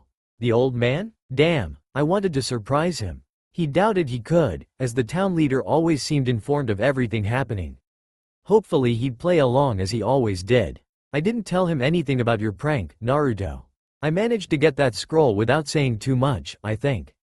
Good. Naruto trusted Iruka's word. If he thought he didn't say too much, then that was good enough for him. Iruka continued eating his noodles in silence while Naruto checked out what the Sandaime had given them access to. Iruka? Yes? Did you actually read the scroll? Actually, I did not. I wanted to inform you as soon as possible. I think you better read it. The Chunin took back the scroll Naruto was handing him, and read. The bearer of this document is acting with my full will and backing. All demands made by the bearer are to be considered as coming from me, Sandaime Hokage Sarutobi. All information, discussions and relevant documents are to be ranked as an S rank. Secret, with appropriate security bindings. Any information revealed is to be treated as an act of treason and to be punished with the capital penalty. So decreed. Honorable Sandaime Hokage, Sarutobi Hiruzen. My god, the teacher exclaimed. Is it as much as I thought it is? Iruka nodded mechanically. He knew he hadn't given much information to the elder ninja, but he was pretty sure that the man had understood that it was money he was asking for. A document like this one was on a whole different scale. He technically had access to any amount of money with that, amongst other things. Hell, with a document like this one, he could probably order the Anbu out on mission. I think, Naruto, that I'm going to keep this with me for a while. Iruka said, rolling the scroll and putting back in his pocket. He trusted Naruto a lot, but he was pretty sure that the boy wouldn't be able to help himself and use it for pranks if he knew how much power it gave. But it's gonna help us with the prank, yes? Of course. That paper's gonna get us enough to buy a house? Easily. With that, I could get enough to probably buy half of Konoha. Naruto smiled. Seemed everything was back on track. Now to explain about his new place. Say, Iruka, do you know anything about the Urahara clan? The teacher thought for a few seconds. They were an old clan that joined Konoha when it was created. Never as big as the Uchiha or the Hyuga, though. It was said they and the Uchiha hated each other with a passion. Why's that? Well, they were well known for creating many techniques, so I supposed it was natural that they be opposed to a clan that had the Sharingan. Also, there were rumors that the Urahara were very fluid with the law, something a clan known for being the ninja police mustn't have liked. Ninja police? You probably don't remember since you were so young, but before they were nearly exterminated, the Uchiha were well-known members of the military police. They were the ones who enforced the law inside Konoha, instead of the Anbu as it is now. And the Urahara, what happened to them? Well, the last died out fighting the Kyuubi, though the clan had been dying for decades from what I heard. Seemed they kept killing themselves trying to create new and more powerful techniques. So, they had a mansion, or compound, or something. What happened to it? Same thing that happens to all the proprieties of ninja families dying out. They go back to the Hokage. Some are turned into training grounds, others are sold to merchant families for money. Why do you ask? Would it be possible to buy out their place? Why? Naruto racked his brain for an explanation that might fit with what he wanted, but in the end decided it would be better to show his new place to the Chunin teacher. It would a valid explanation by itself. Iruka, can I show something? Something that just as secret as the prank? The adult thought for a second, but went with the fact that whatever Naruto had hidden, it would be better if he knew and could convince the boy not to do. Sure, follow me. The two ninjas jumped back to the alley, only to find a clone there holding the grate open, and clones coming out one by one. A flicker of surprise crossed Iruka's face at the sight. He wondered if he would ever get used to the massive amount of bunchins that could be there any time now. Naruto, however, went directly into what the Chunin started calling boss mode. Straightening himself, he looked at his clones with obvious leadership. You all know what to take, right? A chorus of nods answered him. Remember to place everything back as it was before this whole thing started. Now go. Yosh. Some clones answered, while other immediately jumped for his windows without saying anything. Waiting until the clones stopped coming out, Naruto led Iruka back on the path he'd used to come to his apartment. Iruka, however, paid careful attention to the way. As a ninja, he was no stranger to secrets, paths or hidden exits, but the depth of these was surprising. By his estimations, they were at least 300 meters under Konoha. The Chunin suddenly had a flash of fear at the thought that the Orange Academy student might have found a hidden Anbu supply depot or something of the sort, and feared what the boy might come up with that many explosive tags. It fit with what he had seen. A hidden entrance somewhere accessible but not obvious, aka the sewers, paths led by chakra seals. Way below Konoha, the only thing bizarre was the signs of disuse, mainly seen through the damaged seals not longer producing light that came up frequently. When the Chunin finally exited the various corridors and entered the room proper, he actually wondered where he was. It was evident that this wasn't of Anbu make, being way too large to have any purpose except as a shelter. The only other thing that came to mind was that this was a training ground. Naruto, what is this place? The Uraharas I talked about earlier. Iruka nodded. This is their basement. Looking around, the academy teacher could divine what this place had been when the former clan was still active. It was a perfect place to train your people in techniques that were either illegal or dangerous. The paths like the one he took would have been of great value for the smuggling operations that they were accused but never proved of doing. Especially if there were roads leading the other way in the forest. Okay, I understand you asking what they were. But why do you want to buy such a place? We'll need a place to meet. Iruka didn't understand. What do you mean? I mean me, my clones. Even you. The fact that you would eat supper with me might not be suspicious, but if you keep being seen around me or my clones all the time, someone's gonna figure out something's wrong before long. The same thing with my transformed clones. If I keep hanging with them while everyone keeps telling them that I'm a demon, one day a person will find that bizarre and investigate.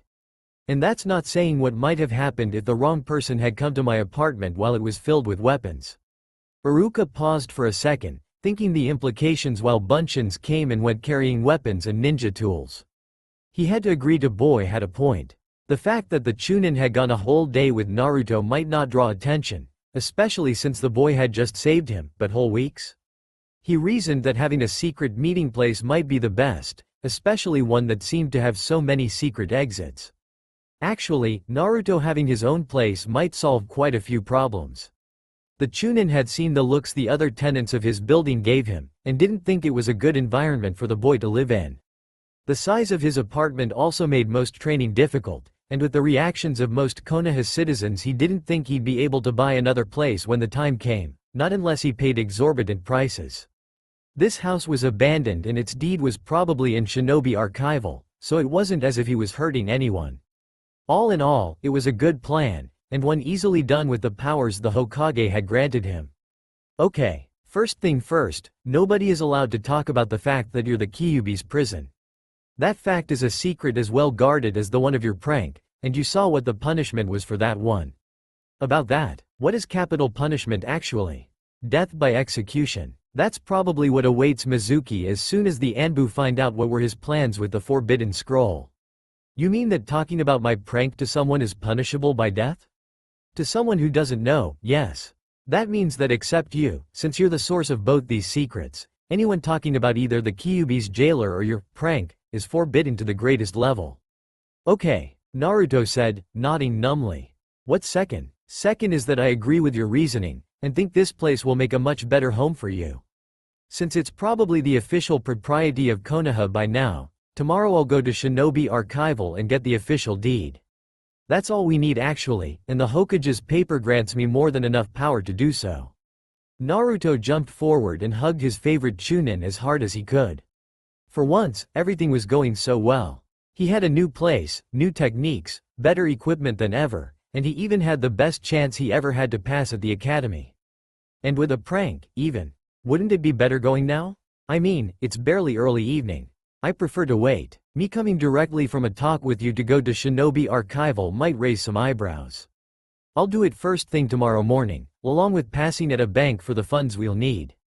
Yada. Naruto jumped of joy. A few clones passing around looked at him with curiosity, but kept working along. Now, something else. Can you do the various henge we worked on earlier today?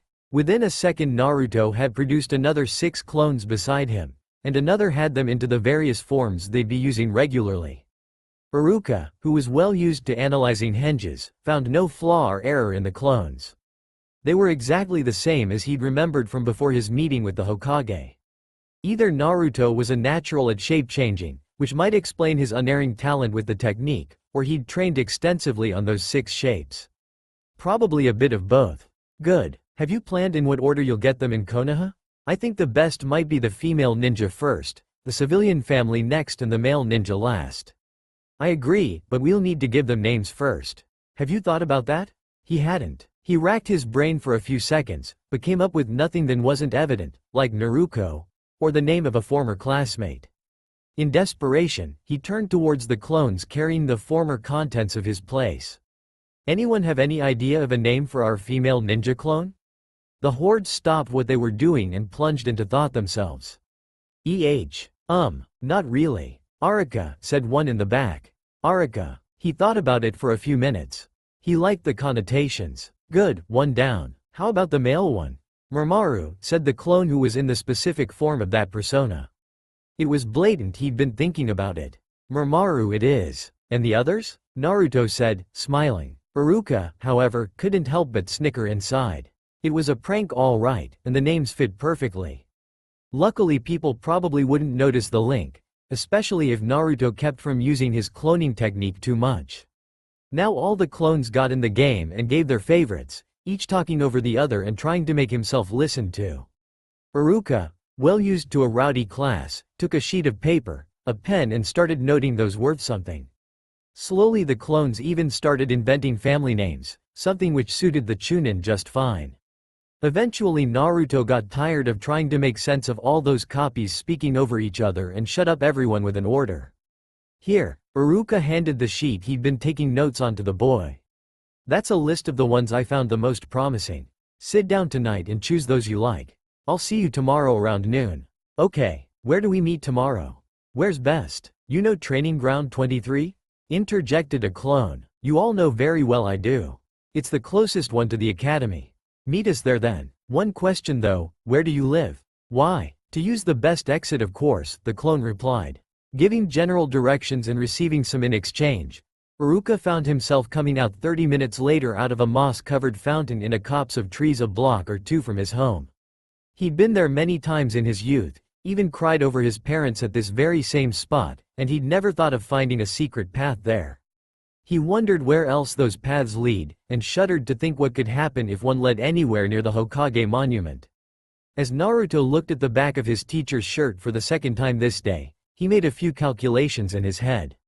Going by past experience, he realized that he only had 15 days before classes restarted. Combine that with putting a day or so between each group arriving, and the need for them to be present in Konoha at least a few days before the start of classes, it made for pretty rushed preparation. Giving the sheet with the names to one of his transformed clones, the original Naruto instead went around and gathered a few specific clones. The one who came up with Arika was the first, along with the one who found the Urahara place and 2 of the clones who'd been sorting scrolls in his apartment. Added to that were 2 copies that had been exploring the town and the Bunchen that had first succeeded at the draining technique. He led all those in an upstairs room that had probably once been used for conferences, and sat his council right there. So, the original said, once all were seated, "I've just realized that we had less than 2 weeks to prepare for everything that's needed before the academy." Looking around, Naruto could see each and every copy obviously counting down in their heads. He knew that they hadn't realized yet the implications that the time left meant, and that was exactly why he'd asked them here for advice. The boy had realized somewhere in the past day that even though they were his clones and that they were speaking with his voice, that didn't mean that they were thinking the very same things. He knew that they all had the same general opinions, as the hole the clones had eaten in his flagging ramen reserves kept reminding him, but their different emphasis on specific experiences meant their thoughts were not always running down the same paths. As Naruto saw the conclusion of the countdown in each pair of eyes, he continued. "That's why we need to plan down everything that's needed before the academy starts. We can't ask Iruka to think of everything like he did today." The whole table nodded. "So, anything coming to mind?" "Well, sending out the clones that are going to come from outside as soon as possible is a given." "Not right now, though," another Bushin interjected. "We need first to give them the money Iruka's gonna give us tomorrow. After that, we send them all and message them by clone once they should be coming in." "True. How about jobs?" All Narutos in the room turned towards the clone who'd given that statement. "I mean, the 2 civilians will need a mother, a father or both." Nods all around. "So these 2 clones will either have to pretend to be rich, or have jobs. And frankly, I don't think Iruka'll give us access to an enormous amount of money. So what jobs should they be?" The original Naruto admitted that was a valid point. Even if the civilians had a lesser chance of being found out, someone would be asking questions about their parents once for sure. That means they needed a way to be making money. The only problem with that was how. Naruto didn't know much about how civilians lived, and the few occupations he knew outside ninjas were cooks like Tuchi and Ayame, merchants or apartment managers. Unfortunately, Naruto had nothing he could think of selling, no skills outside the ninja arts, and didn't think he'd receive enough from Iruka to buy a whole apartment building. Talking went around, but all suggestions needed either more money than they'd likely receive, or knowledge they wouldn't be able to get in the short time needed. Eventually the only thing possible on that front became asking Iruka for ideas, and that point was tabled. Then came the discussion on what techniques to learn, and in what order, during which the room fell in total pandemonium. Generating clones to go and get scrolls didn't help either. Iruka was, as an academy teacher, used to rising early. He'd also had many a late-night grading exams and planning them. However, getting up the morning he was supposed to go to Shinobi Archival was the most difficult beginning of a day he'd had in a long while. Probably since he last did the Chunin exam. He'd stayed awake late, thinking, planning and generally getting stressed. Helping Naruto with his prank had seemed the right thing the morning before, but now he was having second thoughts. The scroll Sarutobi had given him was no help in that. In one sense, he was proud that the Hokage trusted him that much, but on the other hand he feared failure so much more because of that. Scenarios kept running into his head, various failures highlighted all through them. He knew it was only his imagination playing with him, but he couldn't help it. However, that did not mean he wasn't present when his bank opened. He was there, trying to remove the cobwebs of sleep from his mind, requesting a meeting with the banker in charge of his funds. He mainly did that for appearance's sake. No one would suspect a ninja going to his own banker to be carrying on official business. Once safely alone with the man in charge of his accounts, only then did he withdraw the note the Sandame had given him. Unrolling it in front of the man, he waited for him to be done reading. The look on the man in front of the Chunin was priceless, and Iruka wondered if he had made the same face when he'd first seen those words. Once the civilian was finished reading, Iruka had no difficulty asking for the balance of Konoha's accounts in the bank. The Hokage had different accounts in various banks, both as a precaution against thieves and as making it easier for various ninja to receive money from the various funds that existed. This bank was the one used for the Orphans Fund, a precaution used by people whose parents had died in service. Iruka had long ago been one of those, and had kept the same bank upon becoming a genin. With how vast the account was, Iruka had not trouble withdrawing 5 million ryu. In his mind, it should be more than enough to buy 2 houses of good quality, with enough spare to live with. He even withdrew a little more just in case, as he didn't want to have to come back for more funds. The only delay was gathering the money, as Iruka needed it in cash. It would be suspicious for a newly arrived family to have access to an account in a bank in Konoha, so cash was the only possibility. He'd even thought in advance and brought a storage scroll for such a purpose. After receiving the money and only a few words of warning to the bank employee about keeping silent, the Chunin was now on his way to his second target of the day, the Shinobi Archival. Shinobi Archival was where most official and non-official ninja documents ended up.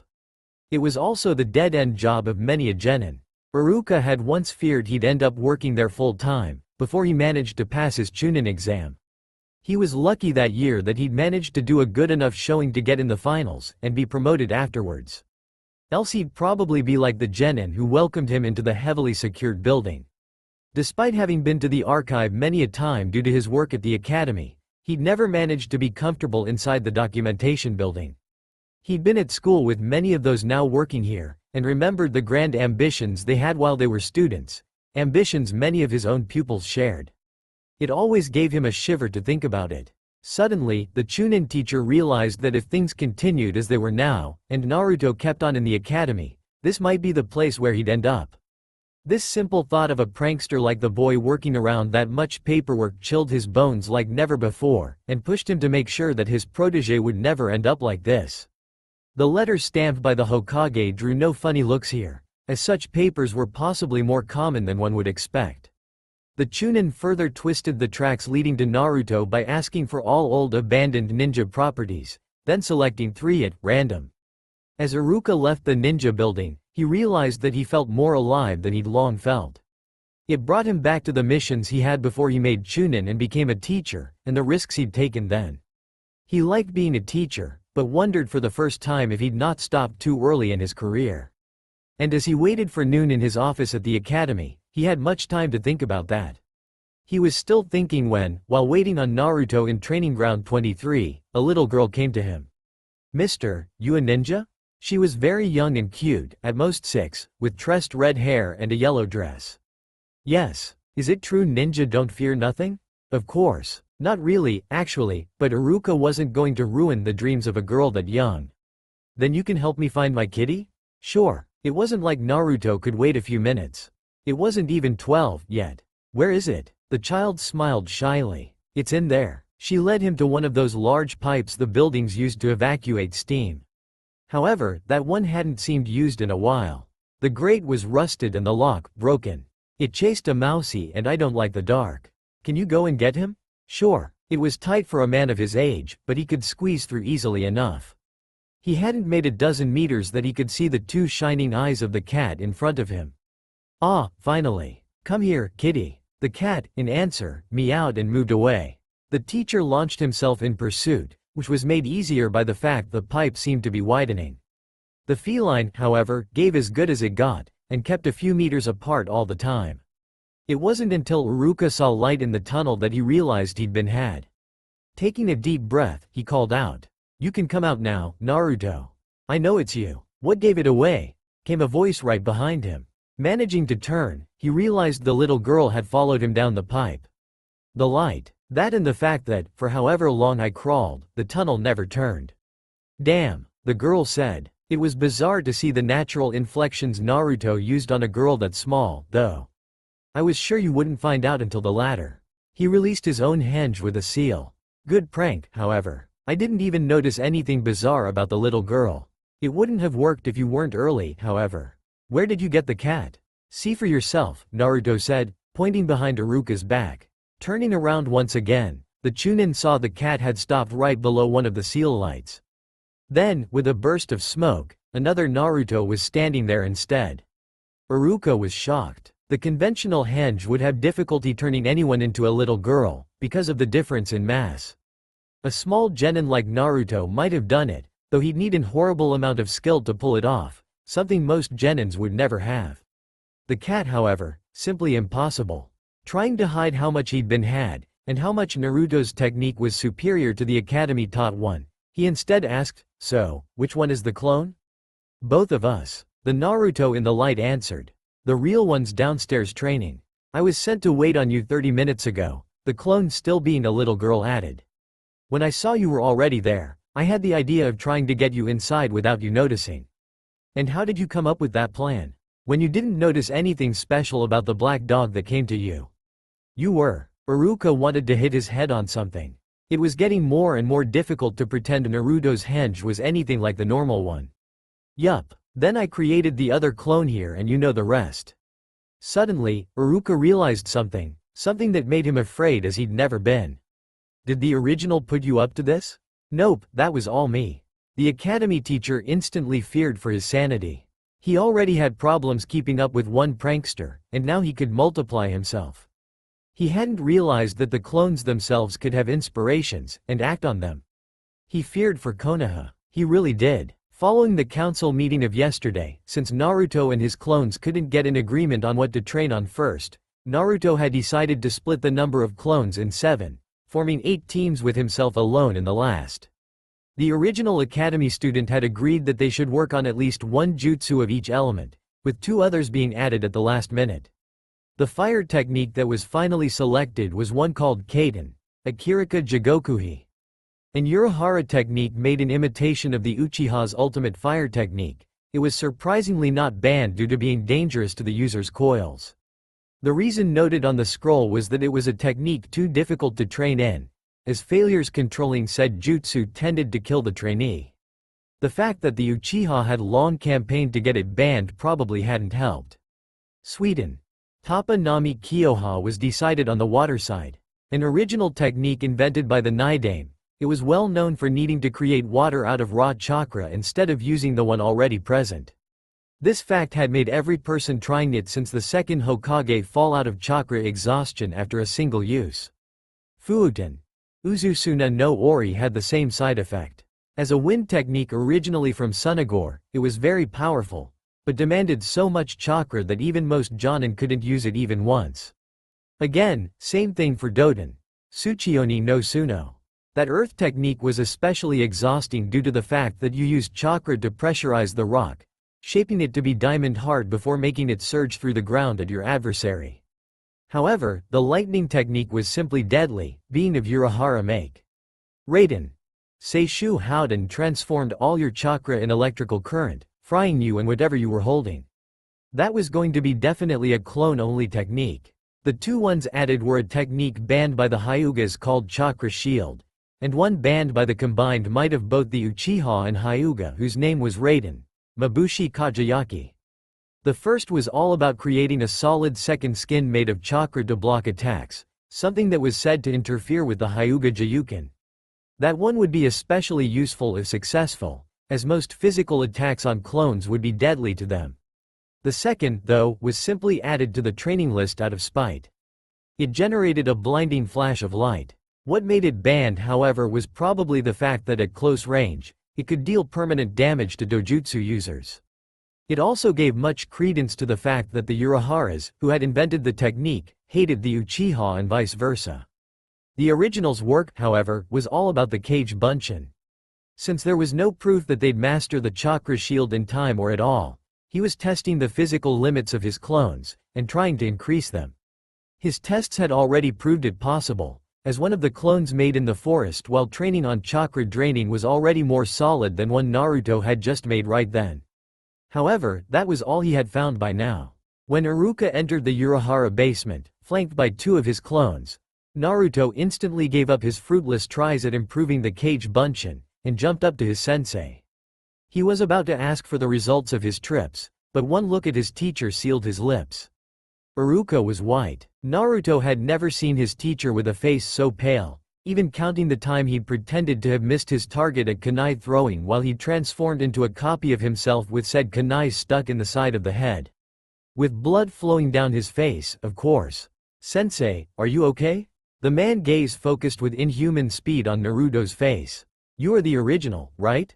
Yes. In a flash, Iruka was holding the orange boy up, still staring right into Naruto's blue eyes while the student's feet dangled in the air. "Promise me that you and your clones won't do more than a few pranks here and there. I like Konoha, and I want it to still be standing next year." Sensei? Promise me. It was Iruka's eyes that finally broke Naruto's resolve. They were full of fear, and far too similar to some of the looks civilians gave him to be comfortable. He never wanted any one of his precious people to look at him like that. Okay, I promise. The Chunin gave a sigh that was unmistakably relief, and put the academy student back down. I won't completely stop, however. It's important for my cover. Cover? Take you or old man Kazuhi for example. What would you or him think if I was in class, calm and happy for a whole week? Iruka saw the point the boy was making. I'd think you were planning something.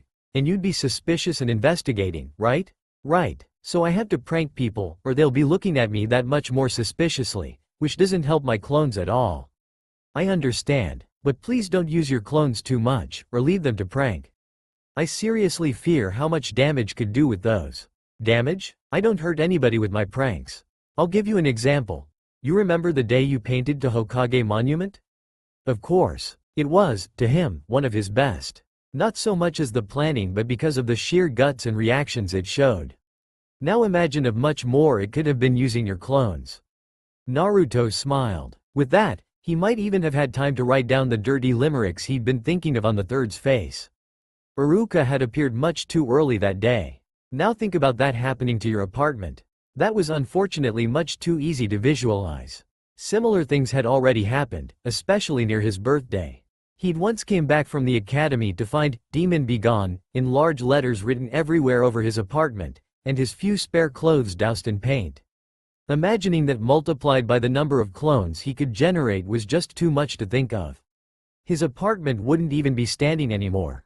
He realized right at that time how much damage he could do, and understood his teacher's fears. I see what you mean. He finally admitted. I'll try to make my pranks as not damaging as possible, but remember one thing. What? Any teacher who treats me unfairly is gonna get pranked back. I know why they're doing it now, and I won't stand for it. That's good enough for me. Iruka replied. It was especially good for him, as it just meant he wasn't going to be pranked as much as the ones who really deserve it. Those he didn't think he could save anyway. Silence reigned for a few seconds while Naruto fidgeted. So, Iruka, everything went fine? Realizing what the boy meant, the Chunin nodded and withdrew both the deeds and the storage scroll he'd gotten today, and handed them to Naruto. Yup, everything went according to plan. He pointed down to the 3 deeds. These are the deeds to this place and 2 other places I chose. Why 3? He didn't mind, but he wasn't greedy. It wasn't like he needed more than this place, anyway.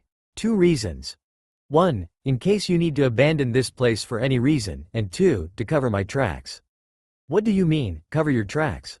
It's not the first time I used such a deed. 2 years ago, I withdrew 2 for use by the academy.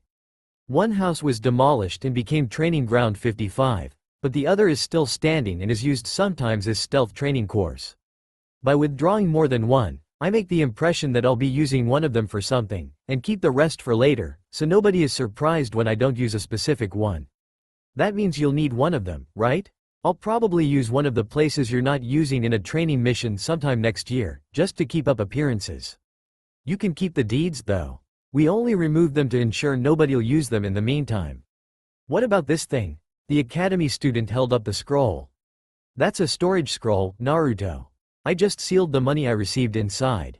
How does it work? Surely you remember. Iruka started, then stopped. He knew Naruto had missed the last lesson he did on storage scrolls, as that was the day he'd been painting over a few faces, but couldn't remember if he'd been there for the lecture the year before.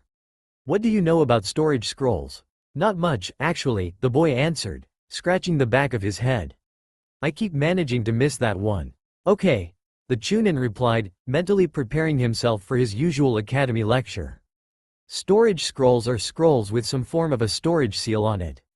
To demonstrate, Iruka took back the scroll from his student's hands, and unrolled it on the ground to show the seal written inside. It's a tool commonly used by ninja either to carry large amounts of material, or to hide the contents of what they are carrying from normal view. This scroll actually contains a briefcase, in which the bank deposited the money I withdrew. I mainly sealed that briefcase to hide the fact that I was leaving with a large amount of money. The Chunin put both his hands on the outside contour of the seal. To use a storage seal, one only needs to release a small amount of chakra on the outside line of the seal, like this. Releasing said energy, The briefcase his bank had given him popped back into existence. He removed it. The same thing allows one to put an item in the seal. To demonstrate, the teacher withdrew one of his shuriken and placed it flat on the middle of the seal, then pushed chakra as he had just done. The shuriken vanished in a puff of smoke. There are certain things, however, that must never be inserted in a storage scroll. Anything that would be affected by a direct application of chakra is a bad idea. Especially bad are trying to seal in explosive tags, which explode upon coming out, and storing a storage scroll in another is well known to destroy both scrolls in a dangerous emission of chakra. By molding your chakra correctly and with good focus, one may even further control what goes in or out to summon or seal only certain items. Iruka realized right then that not only Naruto had paid attention to the whole lecture, something he rarely did, some of the clones that had been training around him had actually stopped and listened as well. Any questions? One actually, the original said. What happens when you don't know what's inside a scroll? You can still release its content, though everything will come at once. Why? Follow me. Iruka followed, as did about 24 clones. Naruto led him back into the Urahara mansion proper, and stopped after entering a room that was very obviously an armory. The Chunin noticed a few of the weapons that had hung on the wall of his student's apartment. The boy, however, led him to a corner where scrolls were stacked into surprisingly neat piles. Some were huge, even larger than the forbidden scroll had been, though most were the usual size for carrying inside a ninja vest. Sensei, can you identify one scroll from another? Most of them probably. Why? Naruto handed him a specific scroll. A clone opened this one, and got burst by some sort of trap inside. Iruka recognized the scroll instantly. He'd even had to hunt for one of those more than once, before he made Chunin. Where did you find this one? I think hidden in a training ground. Why? Naruto, this is a heaven scroll. They're, with their earth counterparts, mainly used during some of the Chunin exams, and are supposed to be opened only in specific locations. It's actually surprising you found one, as getting those back is necessary after each exam. It's not of much use outside of the exams, however. Okay, now let's look at what you have in there. The Chunin said, taking a first scroll. Now this. A good 2 hours later, Iruka had finished sorting through the 100 or so scrolls along with Naruto and his clones. He'd sorted them into 5 different piles of very different sizes. So, Sensei, what's the verdict? The original asked. Pointing at the largest pile, the Chunin answered. These, as you've probably noticed, are various storage scrolls. Unsealing their contents should be pretty easy, although you should use clones for that. Some people are good enough to have traps included, but most you'll probably be able to reuse later. The large pile next to them are the useless ones. This pile was nearly as high as the first, and both the Heaven Scroll Naruto had shown him originally and the 2 Earth ones he'd found were included. They're either old mission scrolls, encrypted messages, or other stuff that hasn't any useful purpose. Burning them is probably the only use you'll get out of them. Going to the 3rd largest pile, Iruka continued. These are blank scrolls. Ninjas competent in seals or team leaders usually carry some, so those aren't unexpected. You probably will have enough now for the following academy year. Iruka looked sharply at Naruto. I will be expecting good homework from you, and from your clones also, understood? Naruto gulped and nodded. He just realized that his prank meant 3 times as much homework. What about the rest? Naruto added. There were only 8 scrolls combined in those 2 piles, so Naruto automatically wondered what they might be. Those 5 are scrolls one have no knowledge about. They contain seals, that's for sure, though the specific kind evades me. I wouldn't do anything else than storing them in a corner for now, however. The 3 scrolls to the left are one-use summoning scrolls, though I can't identify of which animal. The 2 white ones are identical, so I expect they summon the same thing. The red one is completely different, so no clue about that one. Intrigued, a clone asked, what are summoning scrolls, Sensei? I don't remember hearing about them at all at school. That's not surprising, because it's usually the Genins Jonin senseis who teach such material. Summoning scrolls are simply scrolls with a summoning jutsu inscribed on it. A summoning technique is a skill where a ninja calls upon a creature to help in a task, be it fighting, hunting, or even passing messages. Summoning techniques require a contract with the creatures being summoned. A person with such a contract can make scrolls like the ones you have, which anybody can use. And how are they used? One simply writes a line in blood along the length of the scroll. Obviously, that means your clones won't be able to summon anything with them. And this contract thing, how does it work? Actually, I've heard it's different for every creature, but haven't any example to offer. The Sandaime has such a contract, so asking him might be a better idea. There are unfortunately only 2 or 3 more leaf ninjas with such contracts, so finding someone else will be very difficult. An idea popped in Naruto's head. And those summoned creatures, can they talk? Probably depends on the summon. I've heard Sandaime Sama's summon can, so at least some have the ability. Oh, one last thing. Be careful about using them. Since summons have personalities, they might not like being summoned by you, and fight back. Be careful about using them. Any questions? The academy student shook his head along with his clones. Okay, the Chunin smiled, content that he'd been able to have Naruto listen to the whole explication. The boy had visibly no problem listening when the subject interested him. The classroom environment probably didn't help his studies. Now, Iruka continued. Money. He brought the briefcase he dragged along forward and opened it. Now Naruto had frequently been poor during his short life. The weekly allowance the Hokage had ensured he received was, he supposed, enough for a boy like him.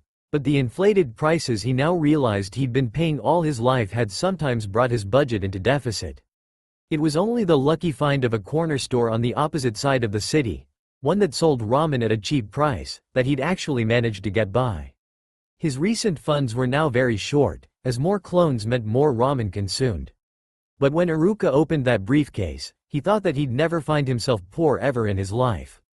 He could only see the top bill of the bundles, but a single one of those bills meant ramen for a week, at the very least. That's all for me? He was actually shaking. Yes. That should actually be enough for 2 houses, with some to spare. Now I want you to be careful with that money, as I expect it is enough until you've made genin. I don't want to have to go get any more, understood? Naruto nodded fervently. You swear you won't use this for pranks outside your multiple clones? Only for houses, food and equipment? I swear. I swear. Okay then. Iruka closed the briefcase and handed it solemnly to Naruto. I'm trusting you with this. His student slowly drew the briefcase to himself, his eyes full of tears. Iruka suddenly realized this was the most trust anyone had ever showed him. He mussed the boy's hair. Don't worry, you'll do fine. Now I'm sure you have plenty to do, and I'm late myself on my academy preparations, so I'll leave you to your planning. Need help getting back? Naruto asked. No, Actually, he wasn't sure he'd be able to get back on his own. He remembered the path he took, but there had been some turns in the dark. Yes, that would be very helpful. Okay, the boy replied, switching into boss mode instantly. You, he said, pointing the closest clone to Iruka. You know the path? Sure, then you take care of it. Pass the message of a council meeting while you're downstairs, okay? Will do. The rest of you, unless you're a council member, get busy unsealing the scrolls from the storage pile. Yosh. As Iruka left the room, following the specified clone, Iruka smiled. The whole prank was also good leadership training, and it did the Chunin good to see how Naruto might be once he's made Hokage. With this many people behind him, it was only a matter of time.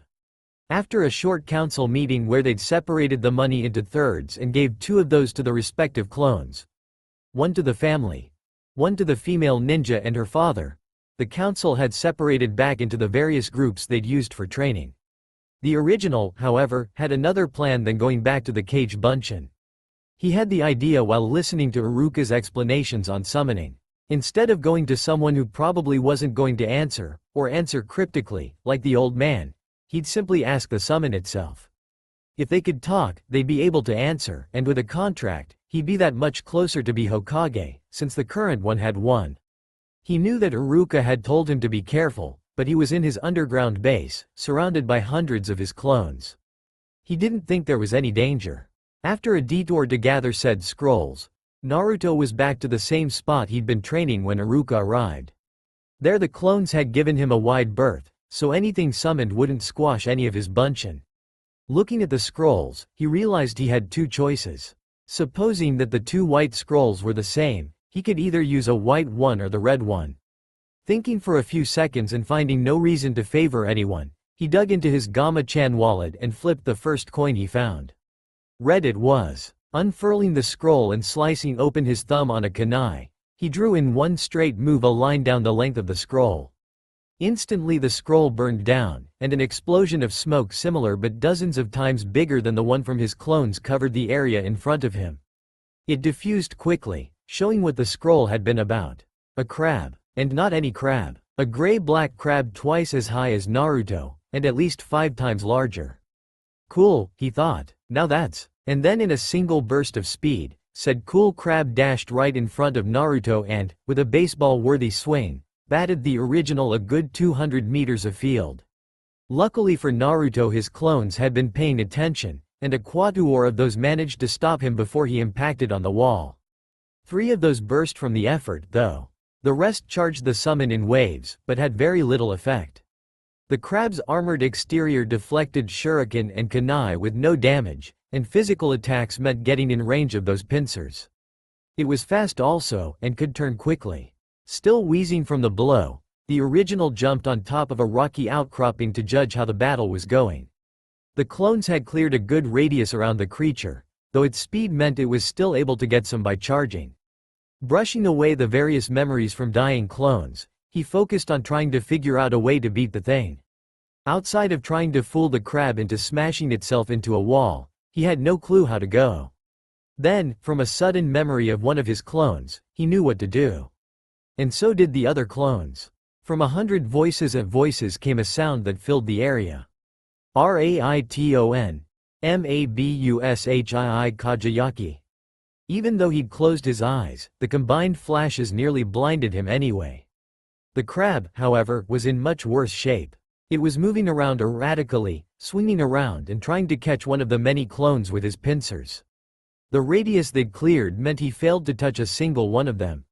In a sudden flash of inspiration, the original yelled, "Drain him." If it appeared like a clone, maybe it vanished like a clone did when his chakra was expended? The clones surrounding him started to tag him with draining hands as soon as they had an opening, and from the way the creature's movement slowed it seemed to have some effect. The crab finally disappeared in a puff of smoke, again, much like a clone. All clones took a breather while the original came down from his post. From what he'd seen, he'd lost at least 20% of his buncheons. It made him angry, though he thought having a summon was much more valuable now. It was like a clone except much more solid and much stronger. Once he was down, a clone intercepted him. "You thinking of trying the other one?" He actually wasn't sure anymore. He'd need to try it someday, but wasn't sure if now was the right idea. "What do you think?" "I think now's better than later," another clone interjected. "Right now we're ready, and we have a way of taking care of it if it's violent. Just keep a few clones with you ready to blind him if necessary, and everything should go fine." Naruto nodded and withdrew the scroll. This time as he was bloodying it all were looking, ready and prepared to jump into action, only for those preparations to be useless. When the smoke dispersed, a rabbit stood there. It wasn't even bigger than usual, either. It was a simple black rabbit. The only thing bizarre was it had something tied to his back. "Damn, it's been ages since I was on this side. Oh, and it talked, too." The various clones dispersed and went back to their training, pretty sure the original could handle a foot-tall rabbit by himself. Said person approached the summon. "A summoned rabbit? What, you got something against rabbits? I just don't see what use a rabbit summon could have for a ninja." "You blind? Rabbits make great ninjas. Silent, stealthy, cunning. What else could a ninja need?" "I don't know. Power? Power is well and good, but all the power in the world won't beat an enemy you can't see. A good ninja doesn't always have to beat his enemies to succeed. A silent shadow has much more chance at gathering information, delivering documents, and infiltrating enemy camps than a man in shining armor. And no person can plan well for the bodyguard he doesn't know about."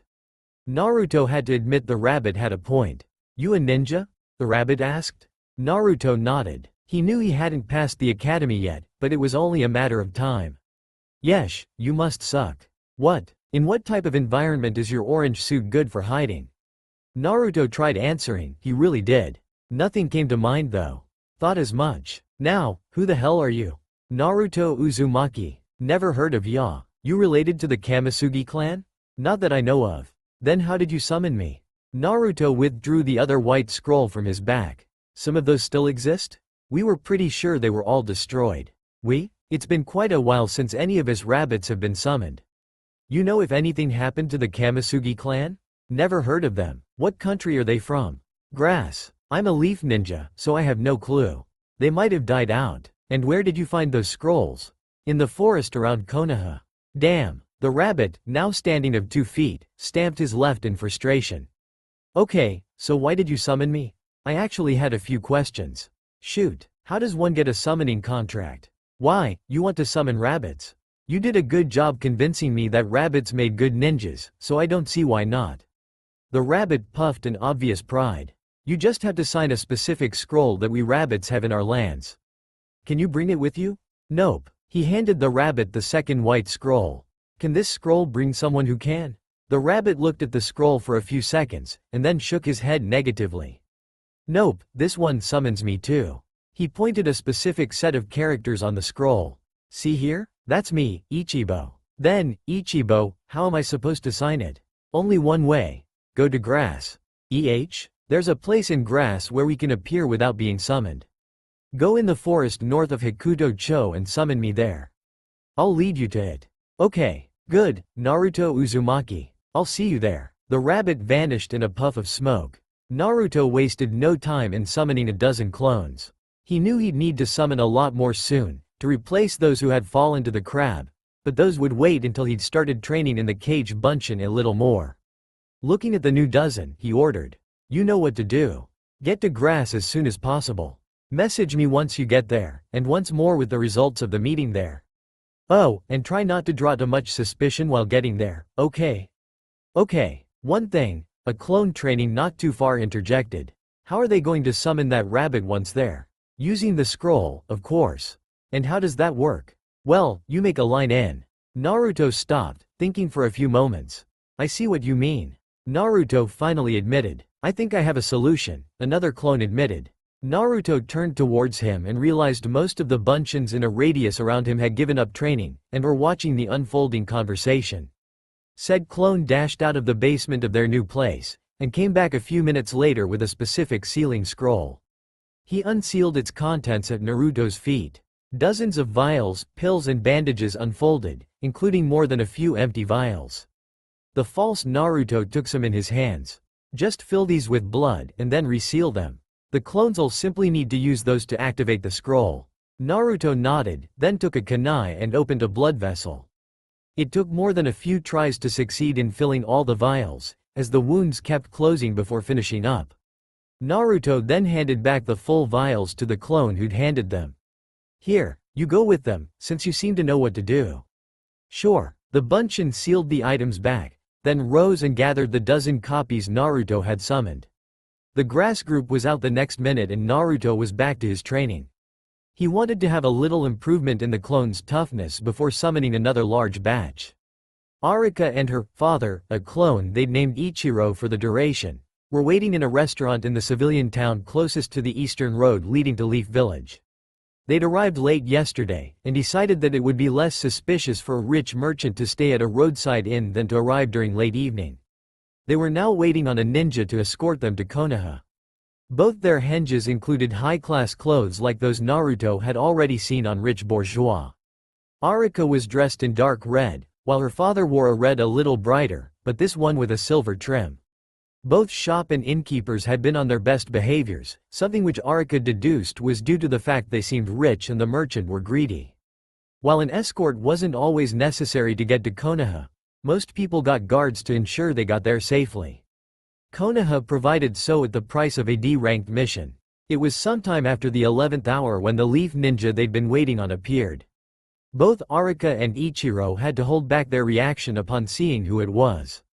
They didn't expect this person to ever be put on a mission like this one. Uchiha Sasuke did a very small bow in front of the two civilians he was to escort. I understand you seek to visit Konoha. Ichiro broke out of his reverie and rose, bowing in turn to the ninja. Indeed we do, ninja-san. My daughter Arika wishes to be trained in the same arts that you practice. Sasuke turned and fixed the female civilian with a stare. Arika's eyes locked with Sasuke's for a second before she turned away, hiding her eyes. There had been rumors in the academy that his eyes could do a lot of things, from copying techniques to firing lasers, and she didn't want to test if they could see through and henge or notice that they were clones. At that reaction, the Uchiha sighed. Another one of those insipid girls who'd keep bothering him about dates and such stuff. Konoha would be better without most of them, in his opinion. However, the mission was the mission, so he'd be bringing her to Konoha nonetheless.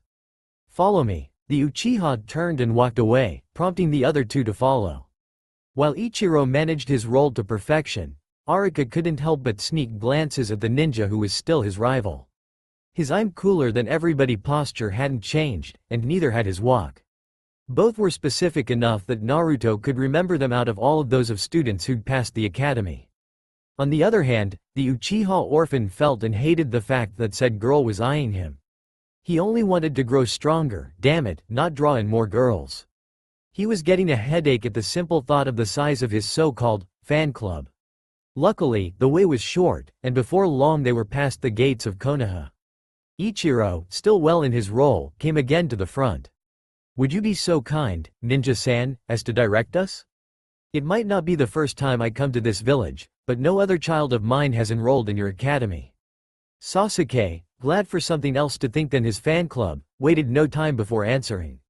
"Follow this road. In about a kilometer, on the left, you'll find a large building in white. Enter there and find a teacher, he'll be more than able to help you along." "Thank you, ninja-san." He bowed, and Arika followed. "Here." He handed the genin a small bill. "Go buy yourself a treat with this." Sasuke bowed in thanks, and turned back the way he came. He had no interest in staying with what was visibly a fangirl. As soon as the boy had turned her back to her, Arika released the glare she'd been holding back the whole way. She couldn't wait to show the bastard one. And kick his ass as he so righteously deserved, too. When a cold shiver, stronger than any before, rose in his spine, Uchiha Sasuke silently vowed never to meet that girl ever again. He didn't ever want to know what perverse thoughts had prompted the bad feeling he just had. A knock on his door interrupted Iruka during his lesson planning. "Come in." A man in his middle years came in, followed by someone who was obviously his daughter. The teacher, however, recognized the form of the girl as the one from Naruto's prank and smiled. They'd at least made it up to here. "Good day, teacher. I've been sent here by a young ninja. You told me this would be the place to come to for training in the arts of the shinobi. My daughter, Arika, is wanting to join your institution." "Good day, sensei," the daughter said, bowing.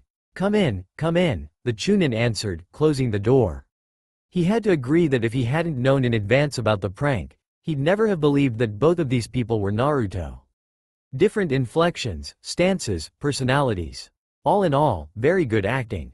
Once Iruka was back in his chair and he'd given a good look around, he relaxed and spoke.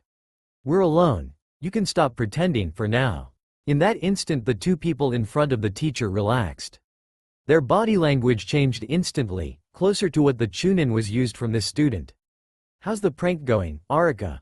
"Everything's according to plan, though we had a close one." "What?" "The ninja who escorted us to town," Ichiro continued, "was Sasuke." Iruka agreed that they could very much count it like that. "And he didn't notice anything?" "No." The chunin smiled. Good. How's that good?" Arika asked. Iruka took a deep breath. "Now, Naruto, I know you don't like him, but thinking in terms of members of your last class, Uchiha Sasuke is the one who had the largest and best chance of seeing through your disguises. He's also very adept at body reading, and has been close to you quite recently. If Sasuke didn't notice anything, then I'm pretty sure your disguises will hold in front of the other returning students." Both transformed clones nodded in agreement with that reasoning. "Now, both of you know what's next?" Both shook their heads negatively at the question. "Okay, right now I'll have to test you, Arika, for competency. During that time your father might stay, or simply might go out to do more things. Personally, I'd recommend going out and buying the place she'll use. We have a good 3 hours of tests to go anyway, so you might as well go on and continue with your plans." "Right," Ichiro said. Arika, though, hung her head down and sighed. More tests, again. As Ichiro left the room, Arika turned to her teacher. "What tests are those gonna be?" "A 1-hour physical evaluation, followed by a 2 hours written exam." Arika couldn't help but sigh once more. Ichiro wasted no time in leaving the school and started walking aimlessly, around Konoha. Of course, that was only an image. In reality, The Naruto clone was steadily walking towards the closest of the houses the Naruto group had hoped to use for the disguised clones. There were 6 of them all around Konoha, spread randomly around the town. The supposition was that these buildings were either old living places of former Uraharas, or the homes of some of their more important contacts. 2 of those buildings were shops, along with 3 houses and some kind of storage depot, but they all had one thing in common. The Urahara tunnels crisscrossing under the city had an exit in each of those places. Amongst them only 2 were currently occupied, the storage depot and one of the houses, and Ichiro was hoping he'd manage to buy out one of the empty houses for his daughter. Still acting as he should under his mask, it took him a good hour, going from person to person, to find the real estate agent responsible for the first of the 2 available houses. The man was at first surprised that such an old propriety would interest a wealthy merchant, but quickly got the relevant papers signed once he'd realized said merchant had other choices, belonging to other real estate agents. The Naruto clone going under the name Ichiro left under a mask that such a transaction was normal, but was grinning inside. He still had nearly 3/4 of the money left out of his third, and had achieved the objective he'd had without any issue. The real estate agent, on his side, was happy to finally have sold such an unwanted location.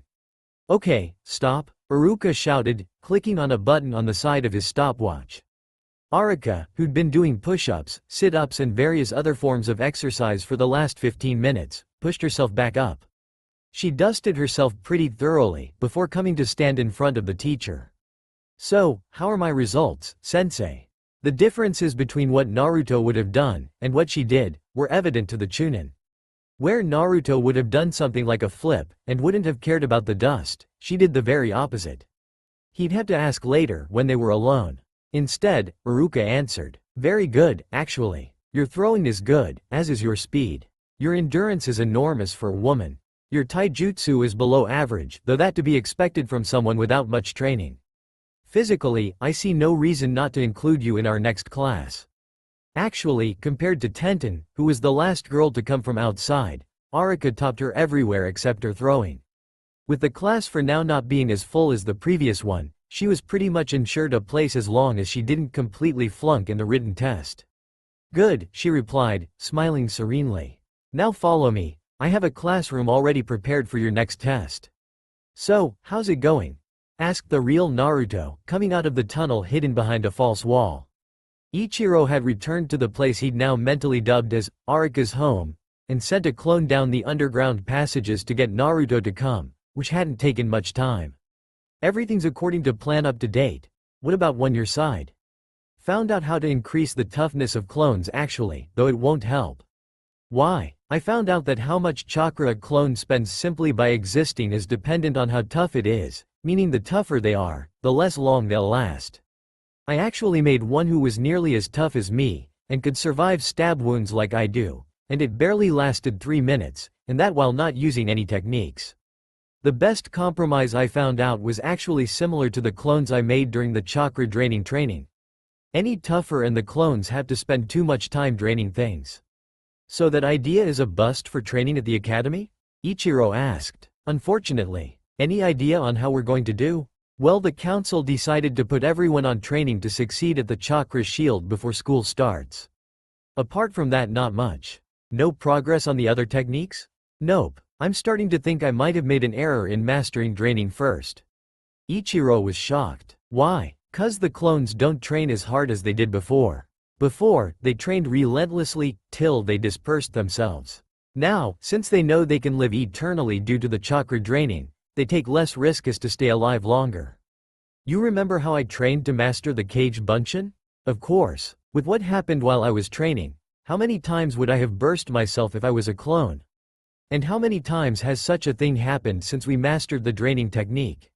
Ichiro thought a few moments while the original waited for an answer. He had to agree that he didn't remember any clone having burst from overtraining since they'd mastered draining. Lack of chakra, yes, but none from damages due to errors in training. Which, with the fact that they'd have gotten the memories of such copies, meant that it had happened very infrequently at best. "I see your point. I don't think it's something conscious, just some basic survival instinct that clones now have because they can last longer.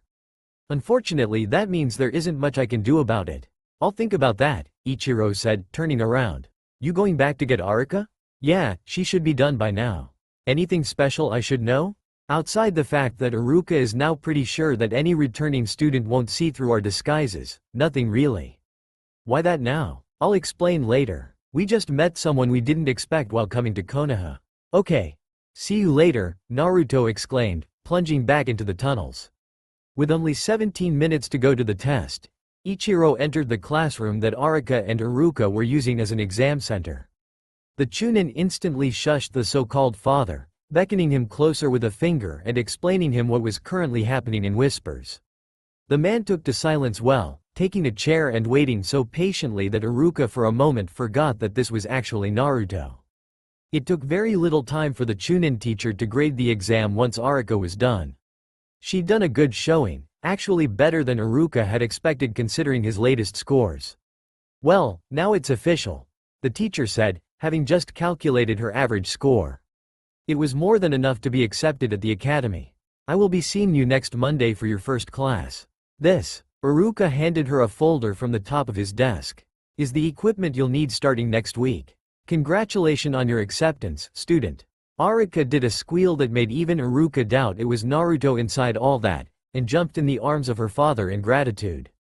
The man shook Aruka's hand, thanking him for his help, and after filling out the various forms necessary, led his daughter out to celebrate. Now Aruka had already done infiltration missions before becoming a teacher, and couldn't believe the level of talent Naruto was demonstrating. He'd even worked with some considered to be naturals in that field, and never had they been able to make him doubt what he knew for sure as much as the show the two of them had done right now. Gathering the papers the two clones had just signed, the Chunin was surprised to find amongst them a small note that he hadn't even realized had been slipped there. It simply said, "Basement at 5. Again using the Urahara Tunnel's exit closest to the academy, Aruka managed to arrive in Naruto's new basement a few minutes before 5. Once there, he was led to a conference room where 9 Narutos and Arika, or a clone under an Arika henge, possibly, were laughing and discussing the day, from the sound of it. Every conversation, though, died once he took a chair. So, everything still fine? Naruto asked. You're the original, right? Aruka guessed. Yeah, how did you know? Your clones tend to defer to you in most conversations, leaving you to talk unless they have specific points to add. I simply guessed the first one to speak would be the real you. He opened a folder he brought with him. Yes, everything is still going according to your prank. And unless Konoha receives a dozen more applications more valuable than yours, Arika is going to stay as an academy student. What do you mean, more valuable? The Arika clone interjected. Konoha rates the value of each applicant to the academy on several criteria grouped mainly into 2 categories, those being status and potential. Status is all about where you come from. The best for Konoha being in order children from Leaf Ninja clans, children of Leaf Ninjas, children of longtime Konoha civilians, children of Konoha civilians, orphans and children of non-Leaf Ninjas. Why that order? And why the clans first? Mainly a loyalty issue. Academy teachers are supposed to check for infiltrators amongst the children, though those specific cases are rare. The order is based on who is probably more loyal to Konoha. So, technically, the original Naruto said, I fit at the bottom of the chart, just before children of outside ninja, right? Actually, I don't know, the Chunin answered. The specifics of your birth family are sealed, as is most information about your youth. You could actually come from any of those categories and I wouldn't know, though in your case it really makes no difference. Why? Sometimes academy students have sponsors, usually being the Chunin or Jonin who had found the boy. The Hokage being yours, your place was never in question. I'm pretty sure some did anyway, Naruto muttered darkly. I won't deny the possibility. Now potential is based on the evaluation Arika and I made today. Konoha is sure to look out for people with the potential to become great ninjas, so the specific potential of each applicant also influences if he or she gets a place. Okay, so you don't expect the academy is going to get enough new students to displace Arika's application? Nope. At best during that time the academy will usually receive 6 or so applications, and that's counting the clone you're going to send. Murmaru, right? Right, so I'm nearly 100% sure both your bunchins will be accepted. Good, Naruto exclaimed, falling into boss mode. Now onto other business, the next entrance. The civilian family, Iruka said. Exactly. We were having a problem with them, Naruto added, looking straight at Iruka. Which one? Jobs. The two civilians will need parents to evade suspicion, and those parents will need jobs to do the same. So they'll need a job that we Narutos can do reasonably well. Unfortunately, all jobs I know are either directly linked to ninjutsu, which would draw attention by itself, or something I can't do well enough, like cooking. And building a property with apartments is probably way more costly than the budget I have. Very much so. Then, what job would be best for the two parents of my civilian identities? Iruka reflected for a few moments while the council waited for his answers. Normally civilians coming to Konoha were either merchants or artisans, and both had difficulties associated with them. Trade skills like blacksmithing or carpentry took time to learn to do well enough, so didn't fit with Naruto's time constraints. Outside of ninja equipment, which would be suspicious in the hands of a civilian family, Naruto had no goods to sell, which eliminated most merchants. Iruka started going backwards in time, thinking of the various people he met and their jobs. How about traders? Iruka inquired after a few minutes. Traders? The massive clone replied. Iruka sighed at how little his protege had been educated. Traders are a type of merchant who specialize in selling merchandise from other regions. What's the use? Not everything is as easy to get outside as it is in Konoha. For example, what do you know about Suna? Only that they have ninjas and that it's a desert?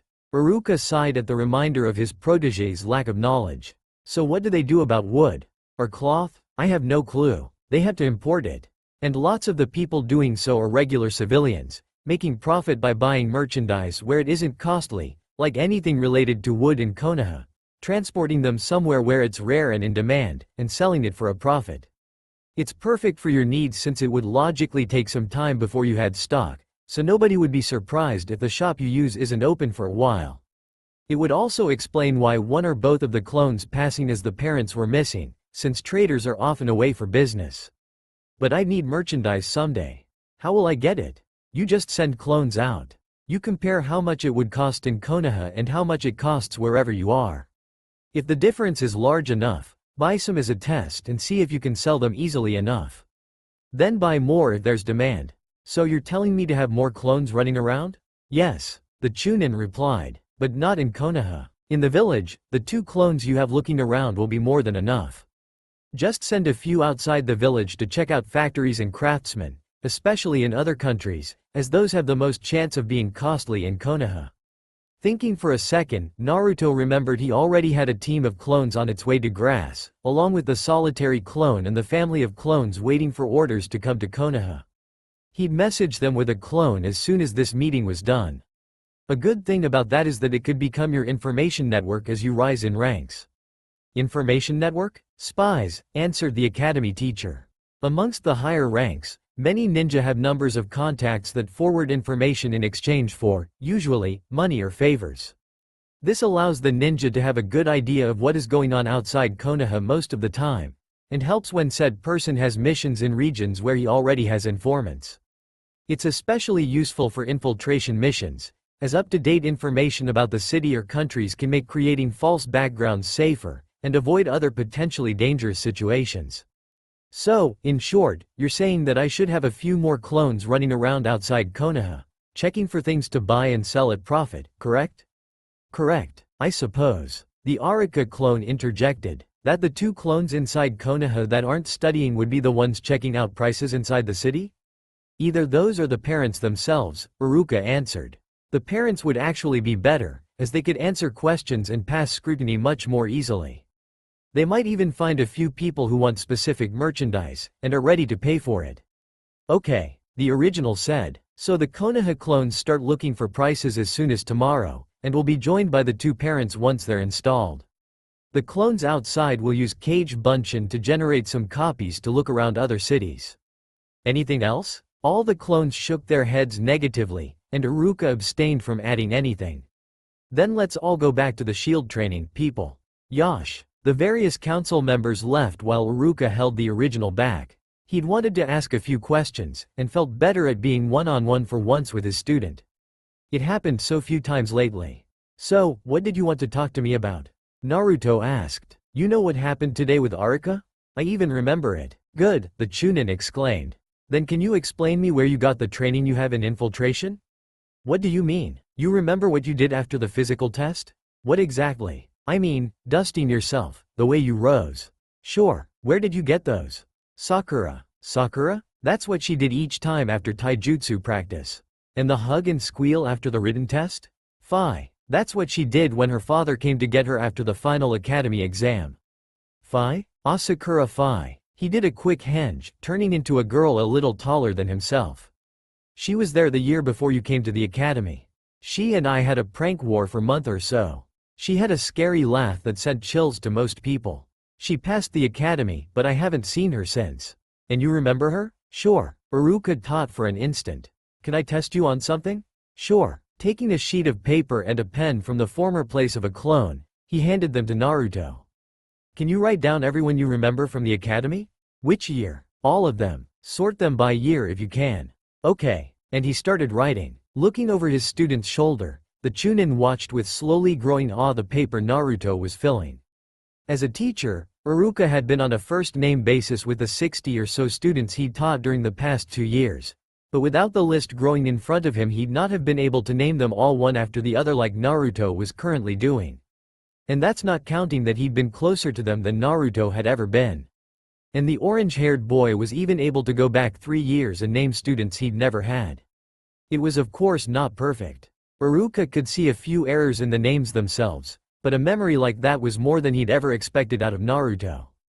Done. I'm missing a few names, but that's about it. Could you write down their descriptions? Sure. And he did. What about before that? Naruto made a face of disgust. You mean the orphanage? Iruka didn't pay it attention. Yes. Could you write down their names too? His student's face didn't change, remaining scrunched, but he wrote down name after name after name. The academy teacher was now beyond awe. No wonder the boy was so good with his fake personas. He had a veritable database of other students in his memory that he could use to build his false identities. The Chunin wondered what made this information stick while the classes didn't. Lack of practical application? The sabotaging of the teachers? He knew he'd worked at least at 5 different occasions with Naruto on his basic bunshin, but the boy hadn't improved. He was pretty sure he had the right information for that one, with the many times he'd forced the boy to repeat it to him. Done. Iruka came out of his thoughts to see that Naruto had finished filling the sheet with the information he asked, with hundreds of first names written down in 3 columns. No last names? They didn't use them over there. The way he said, "there," explained clearly what he thought of the place. The Chunin was suddenly ashamed of having had to bring back these memories to his favorite student. You have an exceptional memory for people, the teacher said, as an explanation.